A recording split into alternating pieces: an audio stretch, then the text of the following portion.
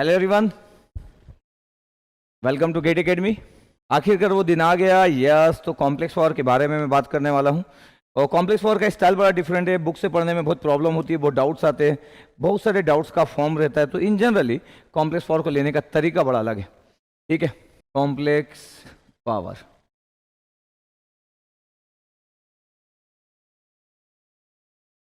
Complex power तो normally मैं try करते रहता हूँ कि कुछ सरप्राइजेस होना चाहिए, तो ये सरप्राइज का फॉर्म है। ठीक है, आज की क्लास में ना मैं ज़्यादा बात करूंगा, आपसे मेरी बात सुनोगे। मैं आपसे बहुत ज़्यादा क्वेश्चन नहीं करूंगा। आज की क्लास जो है वो प्रॉपर नोट्स बनाने वाली क्लास है। आप आराम से पूरी चीज़ों को मेरे सुनिएगा, एकदम आराम से सुनिएगा, मिस मत कीजिएगा। ओके, तो आज मैं आपसे क्वेश्चन ज़्यादा नहीं करूंगा, आज मेरी बात सुनने का मौका मिलेगा। तो चलो चालू करते हैं। इन case of AC network, in bracket complex network, in case of AC network, चलो स्टार्ट कर रहे हैं हम लोग लिखना। स्टार्ट कर रहे हैं, बोला स्टार्ट कर रहे हैं। सिर्फ आप ना सिर्फ पॉइंट्स पूरे नोट करते जाएंगे, पूरे प्रॉपर नोट्स बनाएंगे, मिस नहीं करेंगे। बाद में मत बोलना आपके पास कि वीडियो डिलीट हो गया, ये हो गया। ठीक है, in case of AC network in bracket complex network, in case of AC network in bracket complex network, comma complex power is given by S equal to VRMS IRMS conjugate. Yes. In case of AC circuit or complex circuit, complex power is given by VRMS into IRMS conjugate. ठीक है, सब चीज का reasoning सब create करेंगे अपन। तो VRMS equal to VM by root 2 angle theta V, where VM is peak value, peak value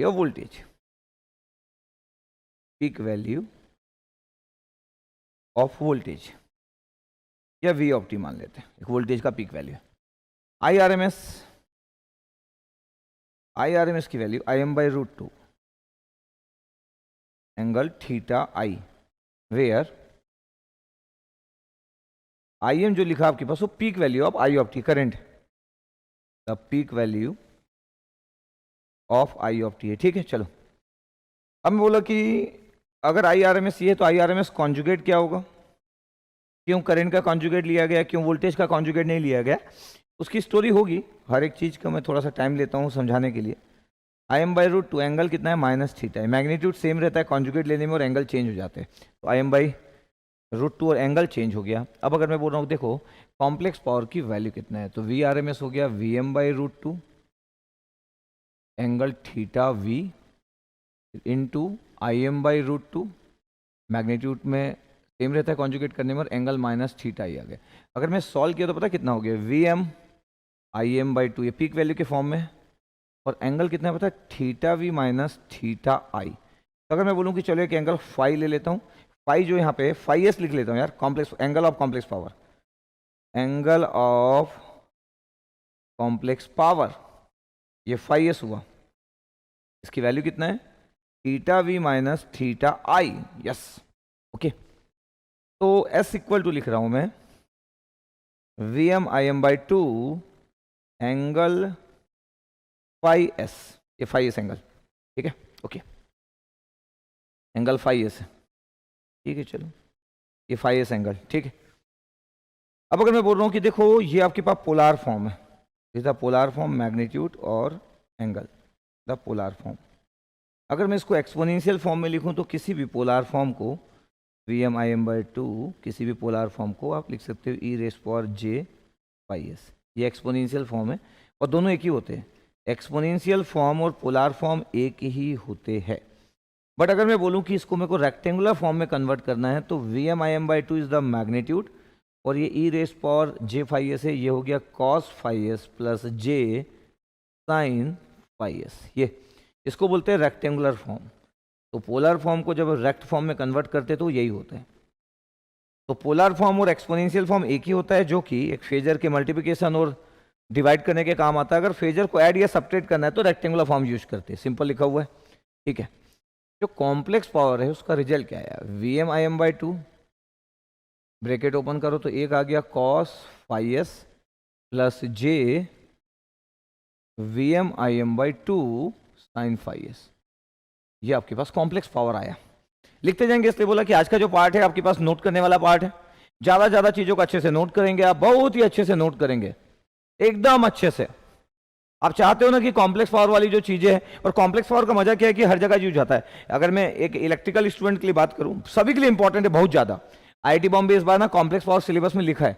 हम तो पढ़ाते आ रहे हैं, हम क्या सभी लोग इंडिया के लोग पढ़ाते आ रहे हैं कॉम्प्लेक्स पावर को। अलग बात है बहुत सारे लोग इसको एक चैप्टर का नाम नहीं देते, मैं स्पेशली एक चैप्टर का नाम देता हूं कॉम्प्लेक्स पावर।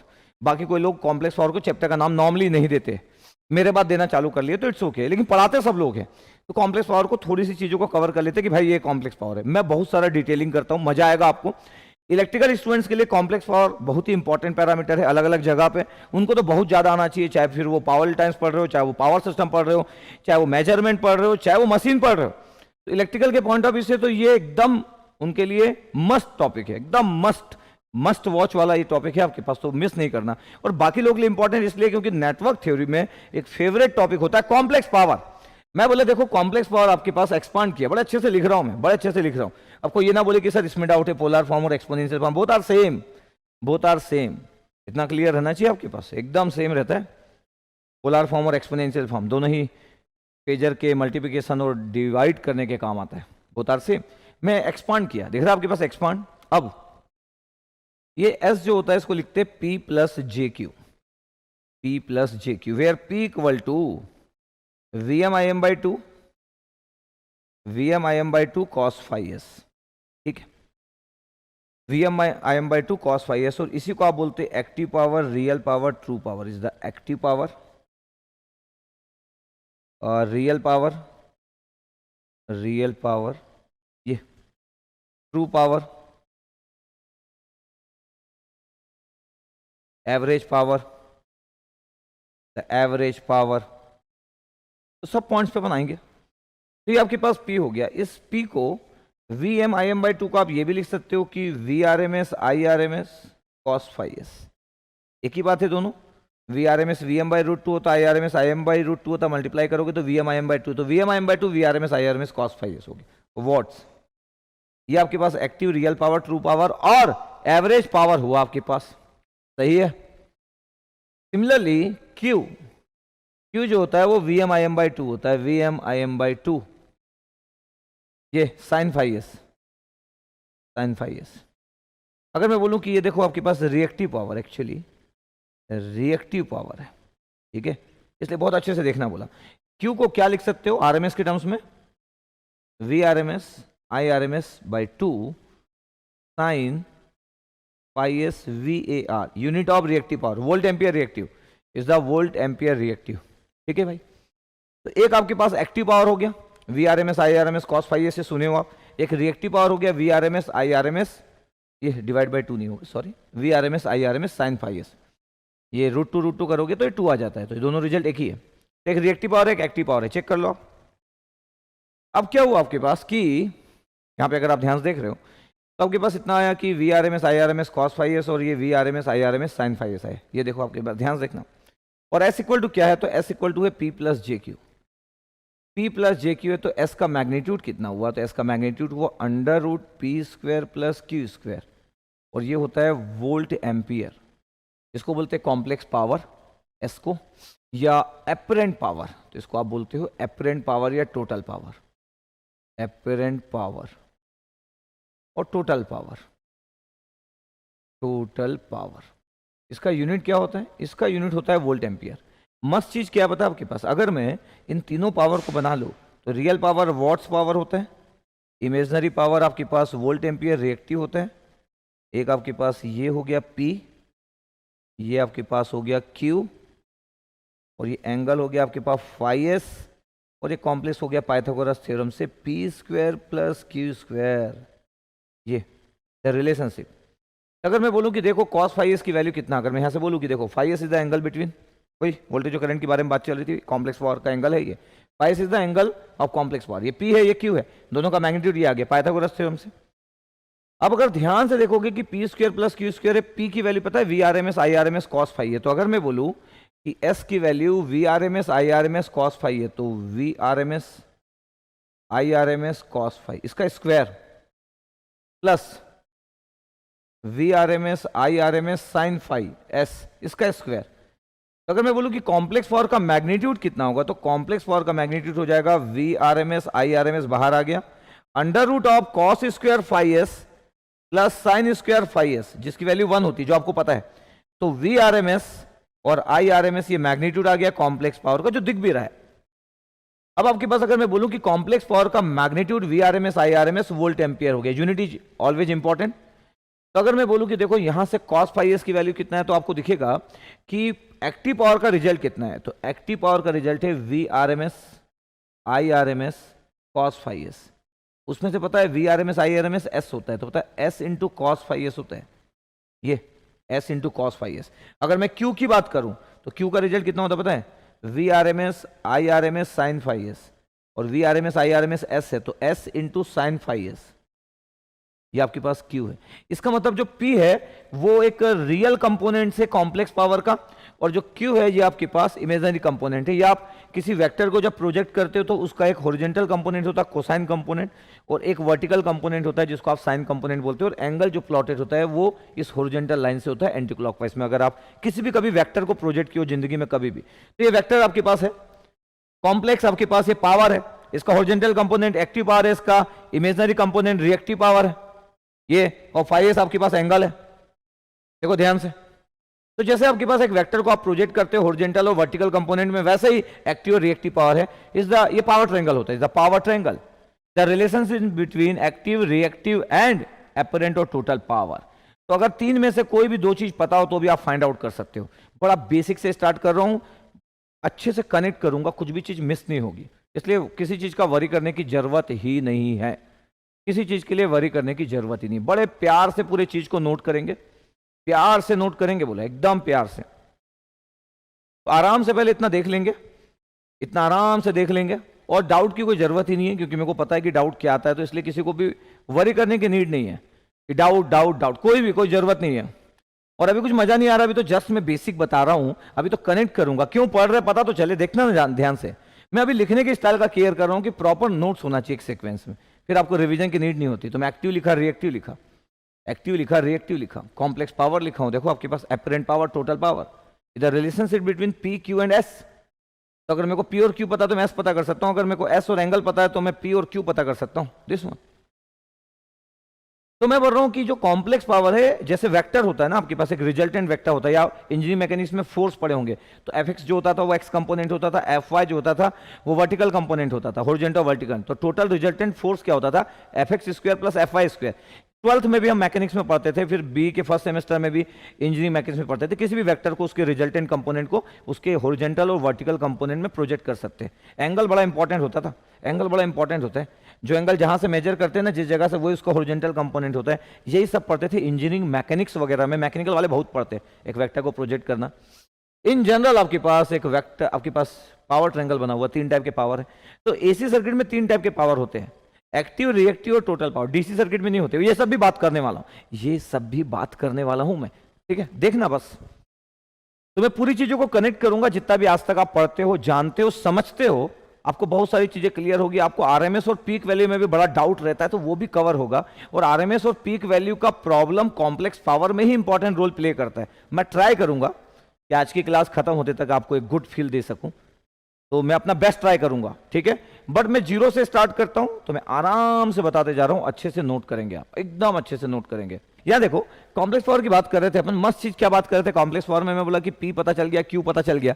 एक जो इंटरेस्टिंग बात थी, क्या इंटरेस्टिंग बात थी कि जब मैं बोला कि कॉम्प्लेक्स पावर VMIm/2 था, VMIm/2 था, और एंगल ऑफ फाई एस था। पता आपके पास जो एंगल ऑफ फाई एस होता है, मतलब कॉम्प्लेक्स पावर का एंगल, पता है क्या होता है, थीटा वी माइनस थीटा आई। देखने में बड़ा आसान लग रहा है, सिंपल, बट बड़ा गुड है। कैसे? थीटा वी माइनस थीटा ये कॉम्प्लेक्स पावर का एंगल है। किसका एंगल है ये?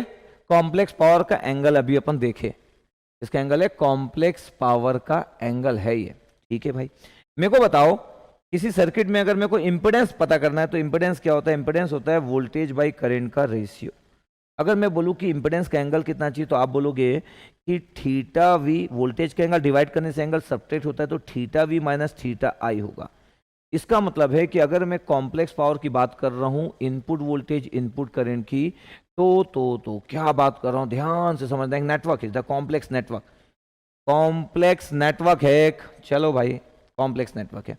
यहां पे एक वोल्टेज है, इनपुट वोल्टेज, ठीक है, एक इनपुट वोल्टेज है, एक इनपुट करंट, दिस वन, ये। तो अगर मैं बोलूं कि बताओ इस इनपुट जो वोल्टेज और इनपुट करंट है, ये जो कॉम्प्लेक्स इनपुट पावर है, इसका एंगल कितना होगा, फाई एस कितना होगा, तो मैं बोलूंगा theta V minus theta I, voltage और करंट के एंगल के बीच का डिफरेंस, ठीक है, क्योंकि वोल्टेज और करंट का कॉन्जुगेट करते हैं तो फिर एंगल सब्ट्रैक्ट हो जाता है। यस, मैं बोल रहा हूं कि ठीक है, अगर मैं बोलूं कि बताओ इंपिडेंस का एंगल कितना होगा, तो इंपिडेंस का एंगल कितना होगा, वो वोल्टेज बाय करंट, इंपिडेंस का एंगल कितना होगा, वोल्टेज बाय करंट, इसका मतलब क्या होगा, थीटा वी माइनस थीटा आई, क्योंकि आपको तो पता है कि जो इंपिडेंस होता है, इनपुट इंपिडेंस, वो इनपुट वोल्टेज अपन इनपुट करंट का रेशियो होता है यार। तो अगर मैं मैग्नीट्यूड निकाल रहा हूं तो ये मैग्नीट्यूड हो जाएगा, अगर एंगल निकाल रहा हूं तो सब्ट्रैक्ट हो जाएगा। तो गजब की चीज क्या पता है कि इनपुट इंपिडेंस एक फाई जेड अगर लिख रहा हूं कि इंपिडेंस का एंगल किसी एक जगह पे, किसी भी एक जगह पे, जिस जगह पे हम बात कर रहे हैं वोल्टेज बाई करंट,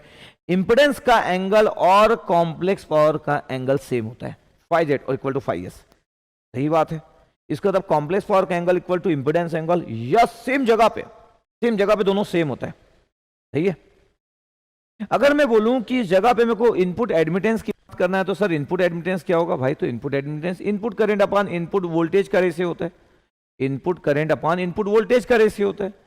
तो सर मैग्नीट्यूड क्या हो गया इनपुट एडमिटेंस का, तो करंट बाय वोल्टेज का रेशियो हो गया, इसमें तो कोई प्रॉब्लम नहीं, करंट बाय वोल्टेज का रेशियो हो गया। ठीक है सर। सर एंगल कितना हो गया, फाई वाई लिख रहा हूं, admittance angle, sir admittance angle कितना हो गया, थीटा आई, करंट का एंगल माइनस वोल्टेज का एंगल। यस सही बात है, करंट का एंगल माइनस वोल्टेज का एंगल है 5y, एक बात है। इसका मतलब सिर्फ एंगल में डिफरेंस ये है कि अगर इंपेडेंस लीड कर रहा है तो एडमिटेंस लैग करेगा, क्योंकि इंपेडेंस और एडमिटेंस इनवर्सली प्रोपोर्शनल होते हैं, इंपेडेंस और एडमिटेंस इनवर्सली प्रोपोर्शनल तो होते हैं। Yes sir. अब मजेदार चीज क्या है पता आपके पास, मजेदार की चीज क्या है, अगर मैं किसी को बोलूं कि किसी सर्किट से अगर मेरे को पावर फैक्टर फाइंड आउट करना है, कॉम्प्लेक्स नेटवर्क है, समझना मिस मत करना, कॉम्प्लेक्स नेटवर्क है, कोई नेटवर्क कॉम्प्लेक्स नेटवर्क है, और ये आपके पास इनपुट है, वोल्टेज है, करंट है, वीटी है, करंट आई ऑफ टी है, ठीक है, और मेरे को ना इस सर्किट का इंपेडेंस दिया है, बोले कि इनपुट इंपेडेंस कितना होगा, इनपुट इंपेडेंस जो है वो 3+J4 ले लेते, चलो 3+J4 ले लिया इनपुट इंपेडेंस इस सर्किट का, input voltage by input current. Yes, मैं बोलूंगा कि यार इंपेडेंस का एंगल कितना है, तो आप बोलोगे sir tan inverse 4/3, tan inverse 4/3, tan inverse 4/3 53.13 होती है, 53.13, ठीक है।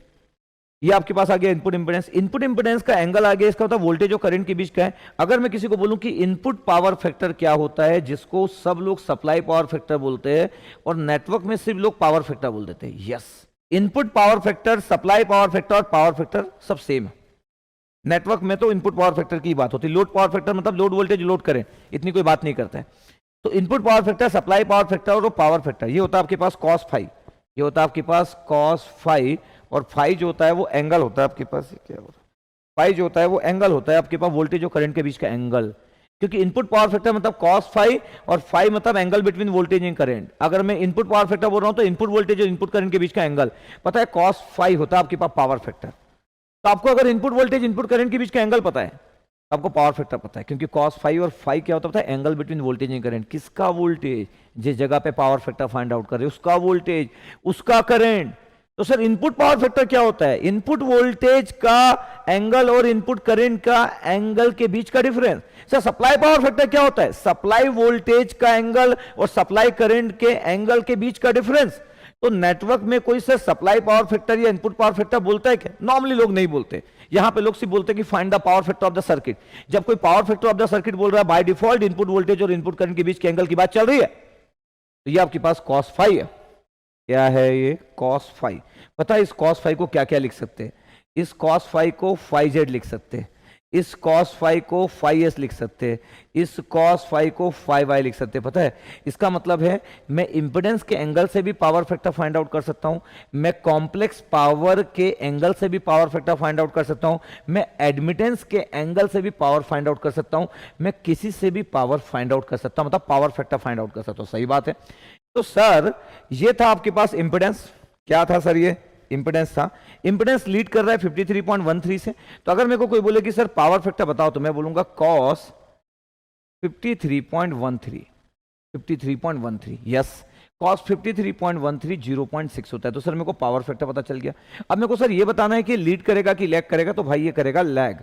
अब किसी का क्वेश्चन हो सकता है कि सर कैसे पता चला, मेरे ऐप वाले को पता है, उनको मैं पूछ नहीं रहा हूं, उनको पता है। ये इसलिए लैग करेगा क्योंकि पावर फैक्टर जो होता है, पावर फैक्टर डिस्क्राइब क्या करता है, पावर फैक्टर जो होता है, अगर किसी को पावर फैक्टर का आइडिया हो तो power factor describe the direction of resultant current with respect to resultant voltage. अगर करंट लीड करता है वोल्टेज से तो leading power factor, current lag करता है वोल्टेज से तो लैगिंग पावर फैक्टर। इसका मतलब करंट का लीड करना लीडिंग पावर फैक्टर, करंट का लैग करना लैगिंग पावर फैक्टर।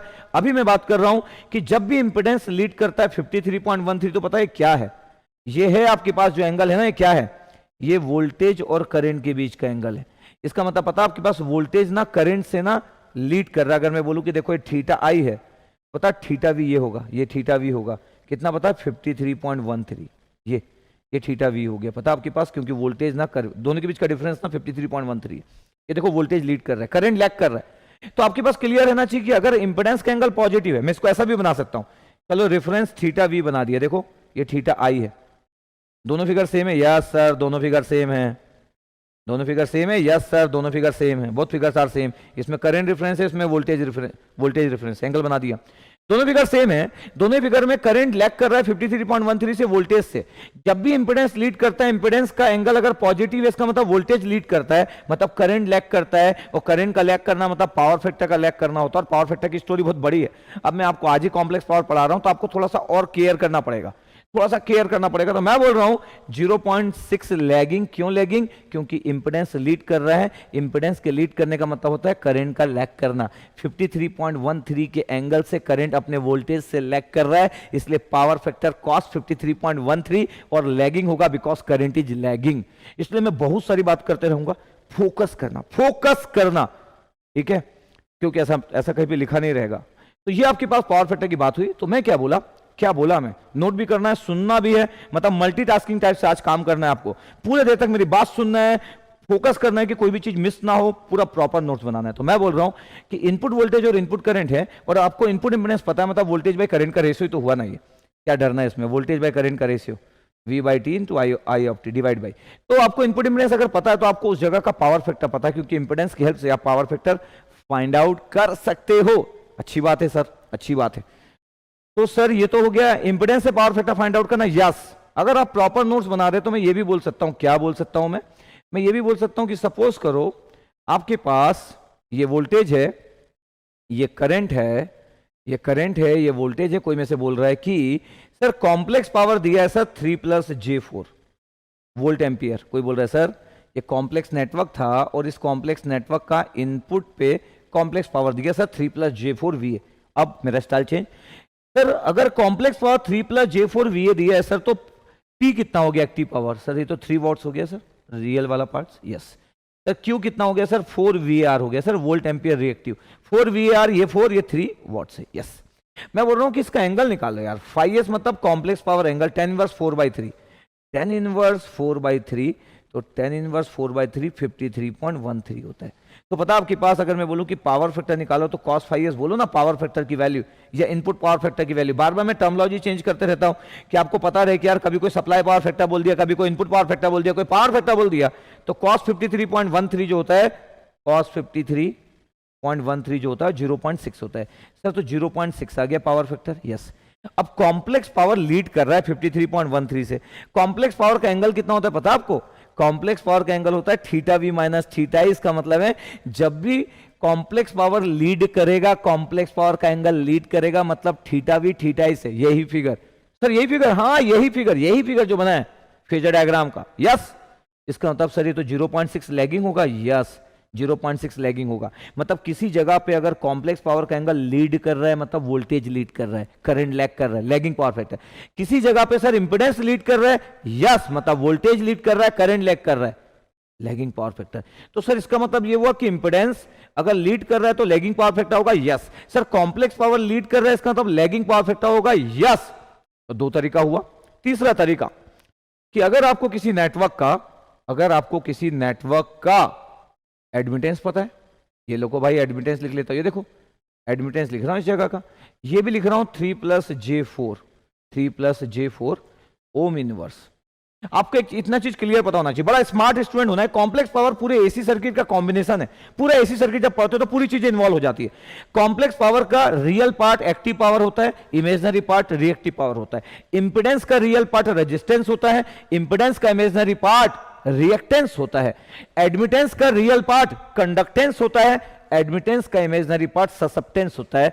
तो कंडक्टेंस और ससेप्टेंस के कॉम्बिनेशन से एडमिटेंस बनता है, एक्टिव और रिएक्टिव पावर के कॉम्बिनेशन से कॉम्प्लेक्स पावर बनता है, टोटल और एपरेंट पावर बनता है, रेजिस्टेंस और रिएक्टेंस के कॉम्बिनेशन से इंपिडेंस बनता है। तो ये सब कॉम्प्लेक्स नंबर है, इंपिडेंस का होना, एडमिटेंस का होना या कॉम्प्लेक्स पावर का होना। अब देखना ध्यान से, 3+J4 है सर, एंगल 5i कितना आ गया? तो एंगल 5i यार 10^4/3 53.13।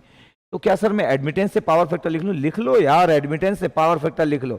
cos 53.13 यस, 0.6 लिखो ना आप, 0.6। अब सर क्वेश्चन ये है कि सर एडमिटेंस का एंगल क्या होता है? तो मैं बोलूंगा भाई एडमिटेंस का एंगल होता है θi माइनस θv।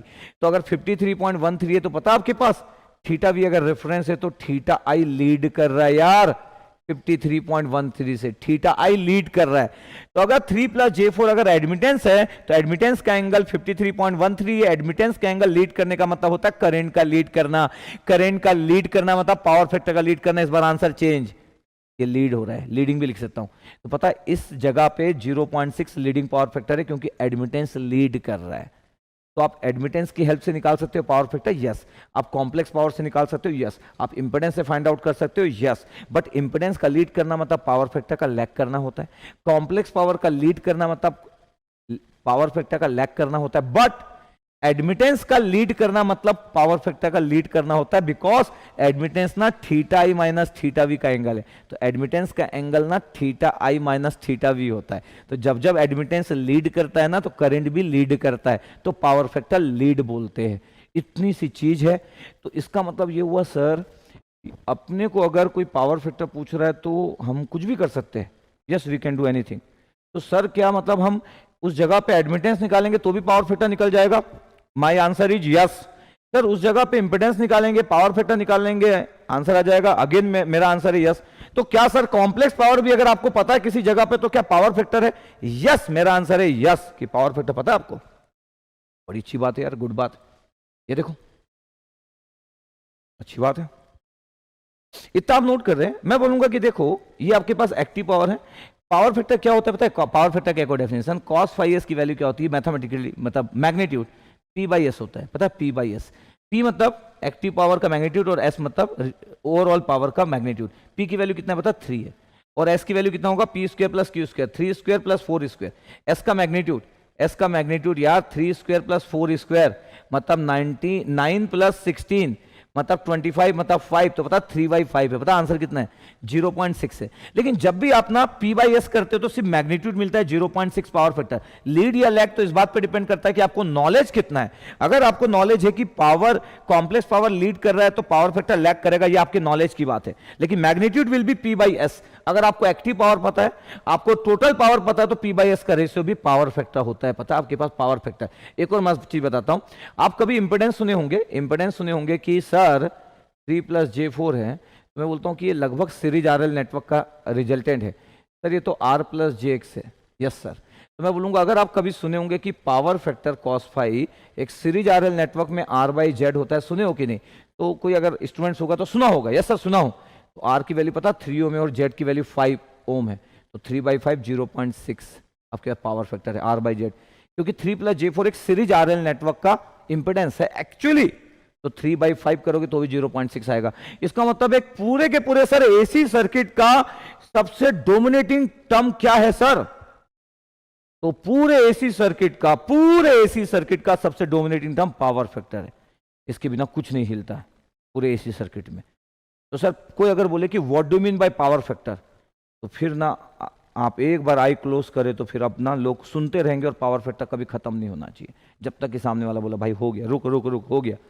पिछले 2 घंटे से पावर फैक्टर ही बोल रहा है, तो इसका मतलब है कि आप जानते हो कि एसी सर्किट के बारे में ना खत्म होने वाला टॉपिक है पावर फैक्टर, ना खत्म होने वाला।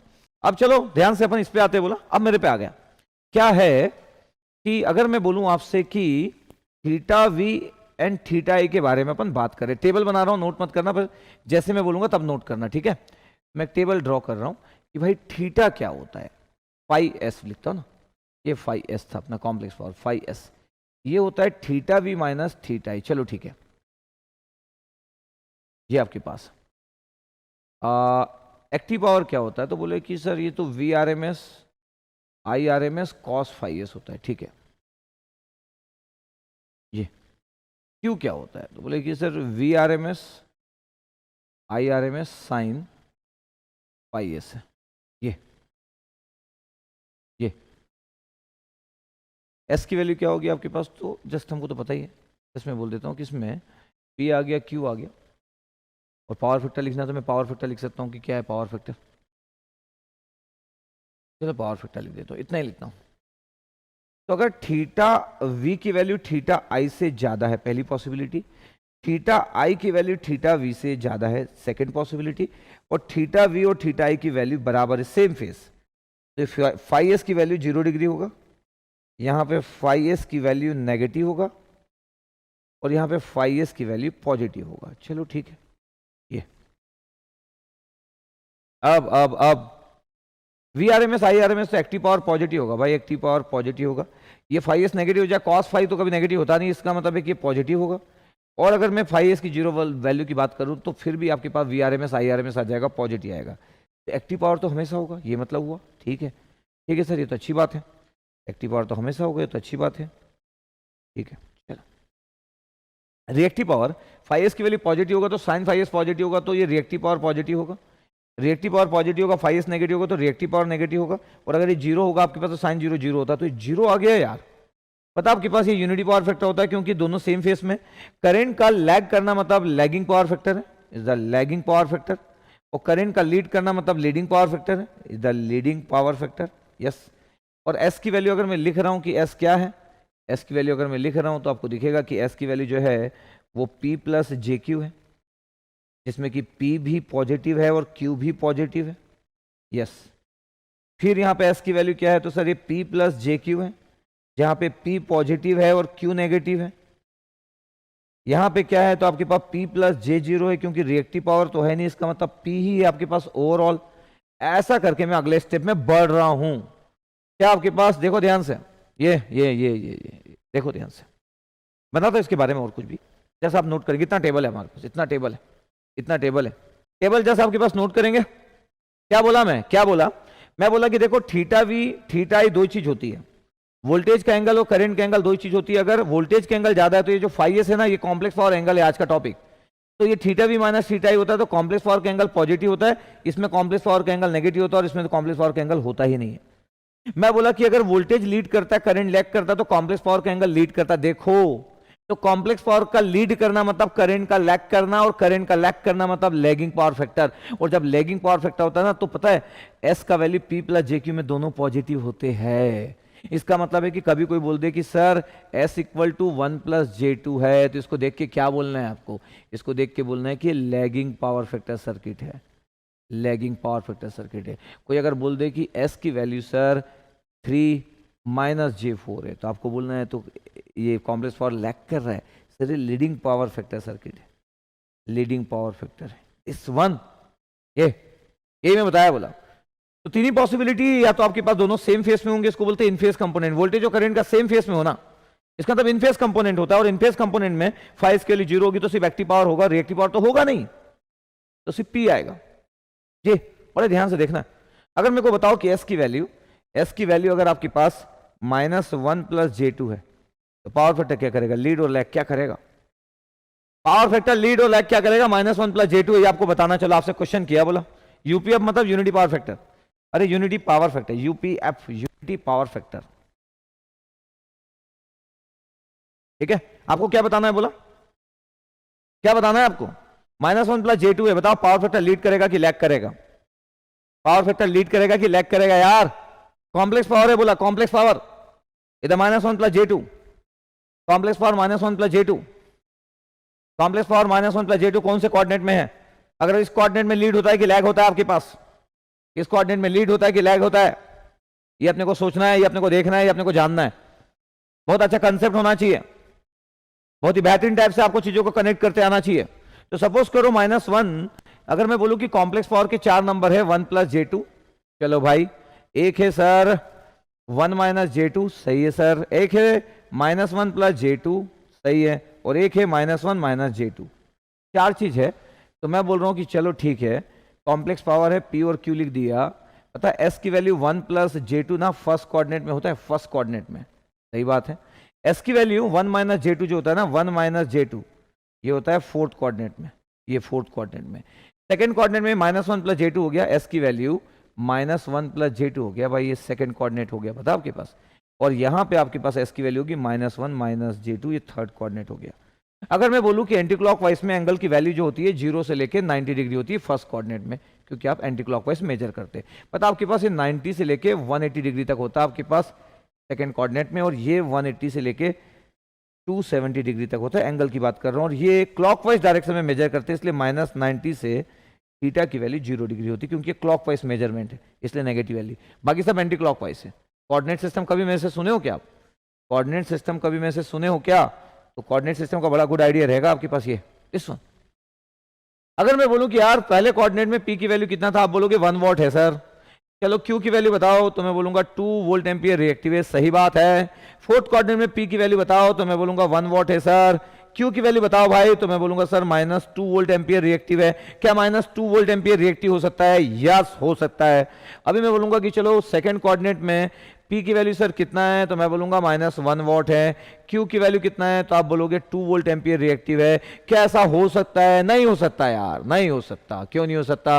अरे एक्टिव पावर नेगेटिव नहीं होता भाई, वो कॉस पे डिपेंडेंट है। कॉस की वैल्यू आपको कितना भी पुट करोगे आपके पास नहीं हो सकता। तो जस्ट आपको क्लियर है कि सेकेंड और थर्ड कोऑर्डिनेट पॉसिबल ही नहीं है, क्योंकि सेकेंड और थर्ड कोऑर्डिनेट में P की वैल्यू नेगेटिव आ जाएगी, तो ये नॉट पॉसिबल है। इसलिए आज तक आप एक इंपेडेंस में -10 + J20 ओम आज तक आप देखे ही नहीं है। क्यों? होता नहीं भाई, ये होता नहीं है। इसलिए कभी आप एडमिटेंस में -30 - J40 ओम इनवर्स देखे नहीं हो। क्यों? अरे -30 पॉसिबल नहीं है यार, -30 कंडक्टेंस नेगेटिव है, वो -10 ओम, ये -30 ओम इनवर्स है। कॉम्प्लेक्स पावर में क्या सेकंड कोऑर्डिनेट पॉसिबल है -10 + J20? नहीं पॉसिबल है। क्यों पॉसिबल नहीं सर? अरे एक्टिव पावर -10 वॉट पॉसिबल नहीं है यार। क्या सर S की वैल्यू सर -3 - J4 पॉसिबल है? नहीं है पॉसिबल। क्यों पॉसिबल नहीं? अरे एक्टिव पावर -3 वॉट नहीं हो सकता। इसका मतलब क्या है? इसका मतलब यह नेटवर्क में R की वैल्यू यार पॉजिटिव होगा। अरे G की वैल्यू, कंडक्टेंस की वैल्यू पॉजिटिव होगा, एक्टिव पावर की वैल्यू पॉजिटिव होगा। तो क्या सर X नेगेटिव हो सकता है? यस, X में भी पॉजिटिव नेगेटिव हो सकता है। रिएक्टेंस सर, क्या ससेप्टेंस पॉजिटिव नेगेटिव हो सकता है? यस। तो सर रिएक्टिव पावर भी पॉजिटिव नेगेटिव हो सकता है? यस।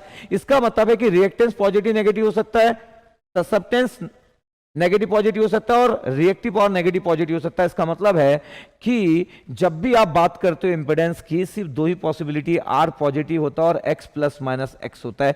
जब एडमिटेंस की बात करते हैं तो G प्लस होता है, ± J भी होता है। जब आप कॉम्प्लेक्स पावर की बात करते हैं तो P ± JQ होता है यार। इसका मतलब है फर्स्ट और फोर्थ कोऑर्डिनेट के सिवा सेकंड और थर्ड कोऑर्डिनेट नेटवर्क में देखने को नहीं मिलता है। ये आपका एडवांटेज है, इसलिए इतना परेशान नहीं होते आप कोऑर्डिनेट में। जब आप कंट्रोल सिस्टम पढ़ोगे, जब आप और कहीं पे बात करोगे, तो फिर सेकंड और थर्ड कोऑर्डिनेट में घूमेगा बहुत मस्त तरीके से। तो यू आर वेरी लकी। क्या? इसलिए आपके पास थीटा का एंगल कभी भी, जब भी आप बात करते हो वोल्टेज मतलब पावर की बात करते हो, इंपेडेंस की बात करते हो, पता है एंगल जो होता है आपके पास वो हमेशा लेस देन 90 डिग्री होता है। मॉड ऑफ एंगल पॉजिटिव या नेगेटिव कुछ भी हो सकता है, क्योंकि फर्स्ट और फोर्थ कोऑर्डिनेट में एंगल 0 से 90 या -90 से 0 होता है। इसलिए जब भी आप इंपेडेंस के एंगल की बात करते हो, जब भी एडमिटेंस के एंगल की बात करते हो, जब भी कॉम्प्लेक्स पावर के एंगल की बात करते हो, जो एंगल है उसका मैग्नीट्यूड 90 से कम देखने को मिलता है। ये ओवरऑल बेसिक स्टोरी है जो लोग समझते नहीं। अभी मैं पूछा कि लीडिंग होगा कि लैगिंग होगा, लोग इतना सारा लीडिंग लैगिंग चिल्लाना चालू कर दिए। वाई यार वाई? क्या इतनी सी बेसिक चीज पूरे इंडिया में जब भी आप पढ़े हो, कॉलेज में पढ़े हो, किसी कोचिंग इंस्टीट्यूट में पढ़े हो, किसी टीचर से पढ़े हो, वैरायटी ऑफ टीचर से अपनी जिंदगी में पढ़े हो, पूरे ऑनलाइन दुनिया में आप पूरे दिन भर ही घूमते रहते हो यूट्यूब में, क्या कोई नहीं बताता है बात? क्या कोई नहीं बताता है? क्या कोई नहीं बताता है? क्या आज पहली बार आप ऑनलाइन आए हो? क्या पहली बार यूट्यूब में किसी को फॉलो करना चालू किया? ये फंडामेंटल कंसेप्ट इसका केयर नहीं करते लोग, जबरदस्ती क्वेश्चन सॉल्व करवाते। तो नीड नहीं है, फंडामेंटल चीजें स्ट्रांग होना चाहिए। तो जेड की value R plus minus j X always. क्या आर नेगेटिव हो सकता? नहीं भाई नहीं हो सकता। क्या ये जी नेगेटिव हो सकता? नहीं भाई नहीं हो सकता। क्या ये पी नेगेटिव हो सकता? नहीं हो सकता। इतना क्लियर रहना चाहिए, ध्यान से नोट कर लो आप। अब अगर कोई बोलते कि सर वोल्टेज और करंट के बीच में एंगल अगर मैं क्रिएट कर दिया सर मोर देन 90, तो ये आपके पास क्रिएट करने वाली बात होती है। सिग्नल सिस्टम में तो आप कुछ भी बात करते हो, आप जानते हो सिग्नल सिस्टम में आप कुछ भी बात कर सकते हो, किसी भी जगह पे जा सकते हो। अरे जा सकते हो ना, सिग्नल सिस्टम में कुछ भी बात करते हैं ना आप, इन जनरल आइडियल थ्योरेटिकल कुछ भी बात करते हो। वैसे मैं वोल्टेज और करंट के बीच का एंगल 90 से ज्यादा बढ़ा दूंगा तो मैं बोलूंगा active power negative, but real में एक्टिव पावर नेगेटिव नहीं हो सकता। और भी बात करते हैं यार, देखते जाना, और भी बात करते हैं। एक सर्किट डिजाइनिंग में आपके पास आप बोल सकते हो कि फेजर वोल्टेज फेजर करंट से आपके पास इतना डिग्री से इतना हो रहा है, करंट ना सर 130 डिग्री से लीड कर रहा है सर, अब क्या करें? तो बोलने के लिए तो फिर कुछ भी बोल सकते। एक रियल सर्किट में कोई सर्किट आप बनाओ, कोई सर्किट बना लो।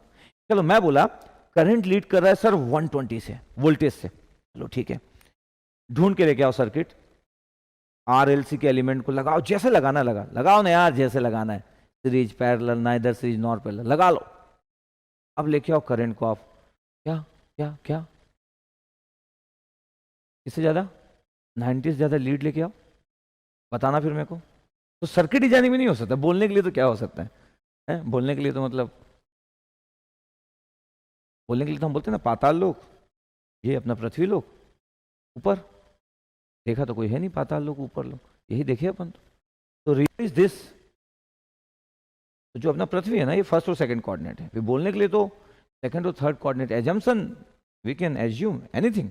तो ना मैं मस्त मस्त चीज बताया, मेरे को लगता है कि आपको समझ आया कि हाँ सर इसी का मजा है, मस्त चीजें बताया। बोला नेगेटिव रेजिस्टेंस बनाया जा सकता है, टनल डायोड जो होता है उसका रेजिस्टेंस नेगेटिव होता है आपके पास, उसका आईवी कैरेक्टरिस्टिक जो होता है, तो आप डोपिंग डाल के आपके पास आईवी कैरेक्टरिस्टिक इतना चेंज करोगे कि उसका रेजिस्टेंस होगा। तो अगर एक नॉर्मल रजिस्टर की जगह, जिसका रेजिस्टेंस, क्योंकि नॉर्मल रजिस्टर एक पैसिव एलिमेंट होता है, उस रजिस्टर की जगह पे आप टनल डायोड लगा दो और उसका रेजिस्टेंस आप नेगेटिव यूज कर सकते हो। यस यस यस, लेकिन अब कौन टनल डायोड लगाएगा? एक रजिस्टर को हटा के, एक रजिस्टर को हटा के टनल डायोड कोई क्यों लगाएगा? क्वेश्चन ये है। तो मैं तो टनल डायोड भी लगा सकता हूं। कोई मेरे से पूछा कि सर क्या नेगेटिव कर सकते हैं, तो मैं बोला यस आई कैन डू, मैं टनल डायोड लगा दूंगा। टनल डायोड का IV characteristic 1:10⁻³ high level doping से डोप्ड करते हैं आपके पास, और डोपिंग चेंज करने से एक मटेरियल का कैरेक्टरिस्टिक चेंज होता है, कंडक्टिविटी चेंज होता है, रजिस्टिविटी चेंज होता है, समझ रहे हो ना? तो टनल डायोड की कैरेक्टरिस्टिक को यूज करके मैं एक नेगेटिव रेजिस्टेंस क्रिएट किया जा सकता है। तो माइक्रोवेव ऑसिलेटर में यूज करते हैं हम negative resistance, we use the concept of negative resistance in microwave oscillator, अगर आप पढ़े हो कभी तो, ठीक है ओके। अब अपने सोचने का तरीका और चेंज करते हैं, चलो ठीक है। स्टाइल देखना आपके पास, एक स्टाइल कि एक आईटी का प्रोफेसर कैसे सोचता है, कैसे प्रोवाइड करता है, जानने का तरीका देखते हैं। चलो आ जाओ, मस्त क्या है, एग्जाम्पल ले रहा हूं। क्या एग्जाम्पल लिया? एक कॉम्प्लेक्स नेटवर्क है, the complex network, complex network.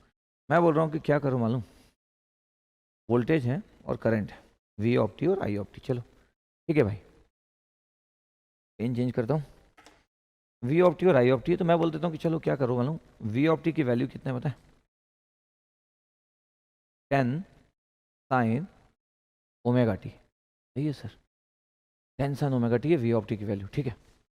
I of T की वैल्यू कितना है? आई ऑफ टी की वैल्यू है 2 sin omega t plus 60 degree sir, कितना एम्पियर, कितना वोल्ट्स, ठीक है।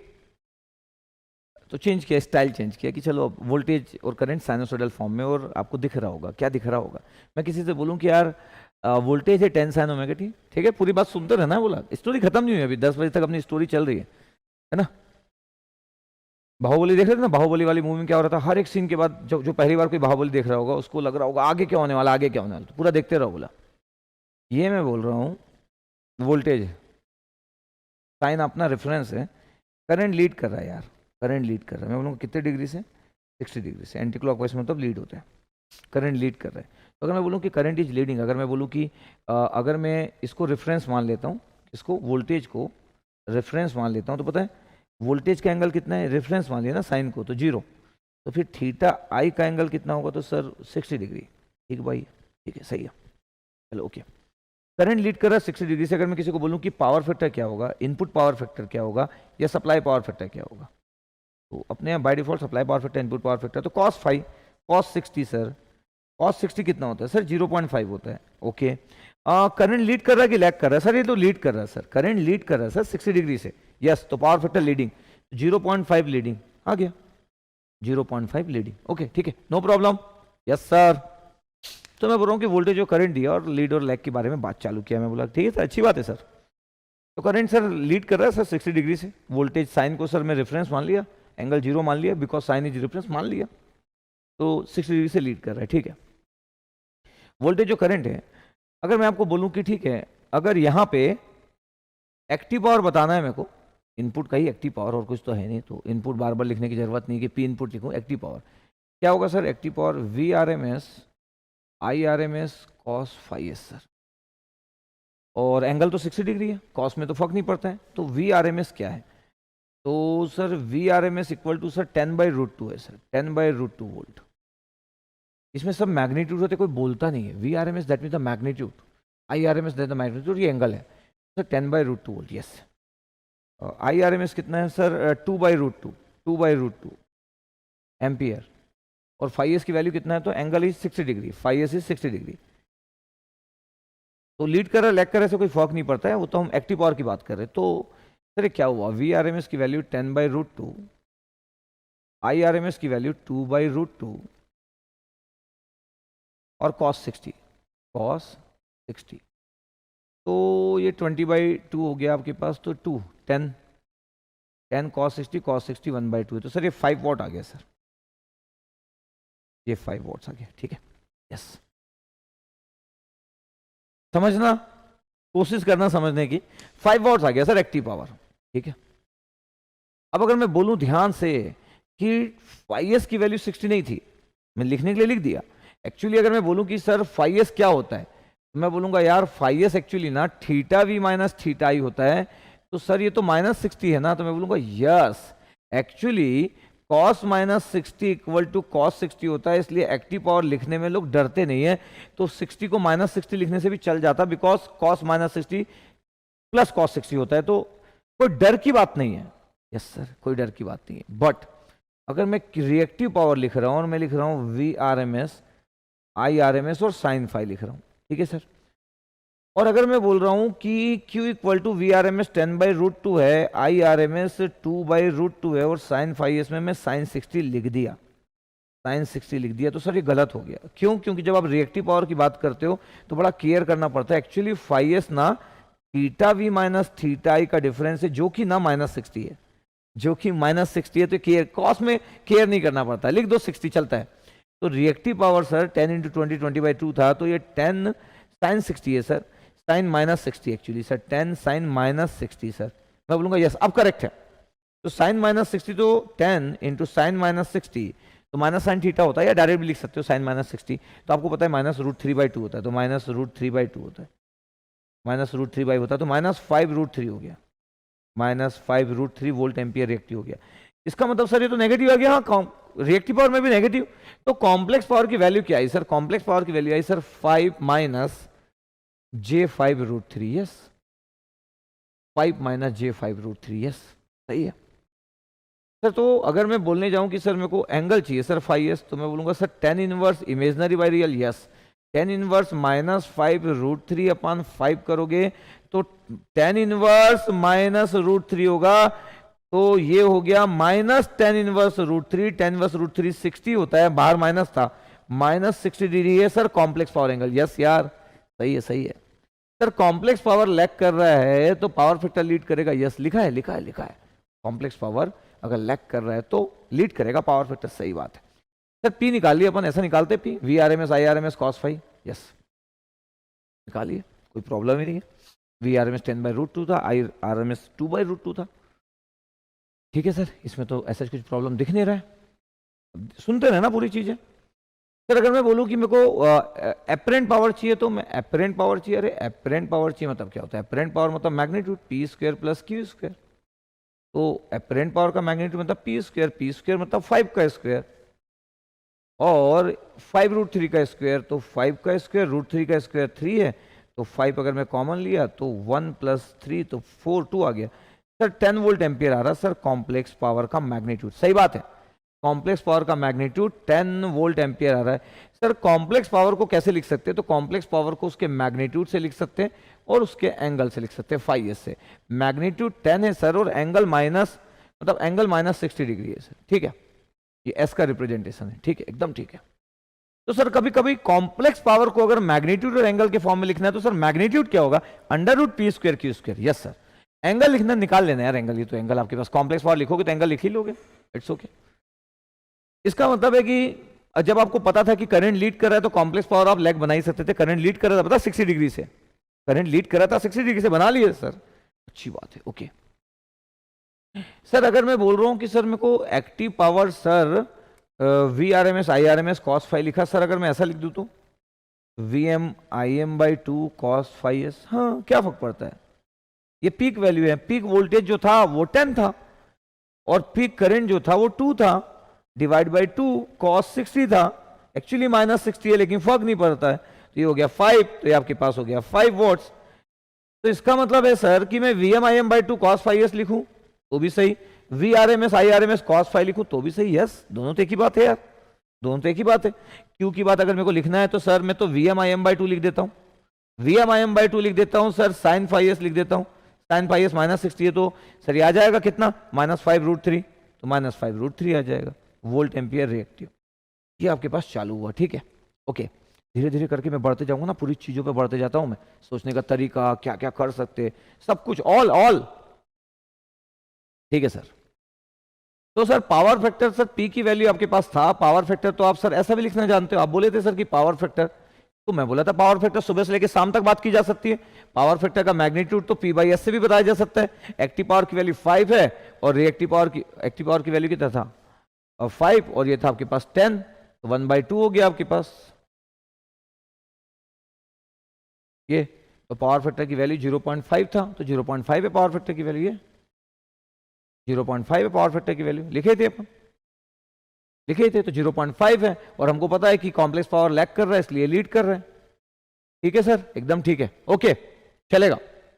अभी स्टोरी धीरे धीरे कनेक्ट कर जाएंगे कैसे सोचते करके। तो मैं बोला कि देखो वोल्टेज और करंट के फॉर्म में दिया तो कोई भी प्रॉब्लम नहीं है, कोई भी प्रॉब्लम नहीं है, यस कोई भी प्रॉब्लम नहीं है। इतना हम नोट करेंगे, फिर मैं यहां से हटाना चालू करूंगा और मैं वापस फिर से वही पहुंच जाऊंगा जिस जगह पे है। आराम से नोट करते जाना है, आराम से देखते जाना है, किसी भी चीज को मिस नहीं करना। अगर आप चाहते हो कि कॉम्प्लेक्स पावर का आपका स्टाइल डोमिनेटिंग स्टाइल हो इंडिया में कंपेयर टू टीचर, तो आपको कुछ भी मिस नहीं करना है, कुछ भी गलती नहीं होगी, कभी कंफ्यूजन नहीं होगा, मजाक में अपन चीजों को हैंडल कर लेंगे। जस्ट देखो आपके पास मैं क्या बोल रहा था कि यहां पे अगर कोई बोलता है कि सर ये सर ये साइन को अगर मैं रेफरेंस ले रहा हूं तो 10/√2 एंगल 0 ले लूं, मैं बोलता हूं हाँ ले ले। फिर सर ये 2/√2 एंगल 60 ले लेते हैं सर, तो ये सही है, यस ये सही है, ये सही है। 10/√2 एंगल 0, 2/√2, ये RMS वैल्यू VRMS IRMS और cos फाई की वैल्यू ये है। सर अगर मैं इसको लिख दूं सिर्फ 10 एंगल ऑफ 0 और इसको लिख दूं सर 2 एंगल ऑफ 60 डिग्री, तो क्या सही है, हाँ सही है, सही है। सिर्फ क्या बता आपके पास, जब आप RMS यूज करते हो तो एक्टिव पावर P जब लिखते हो तो VRMS IRMS cos phi s होता है वॉट्स, ठीक है।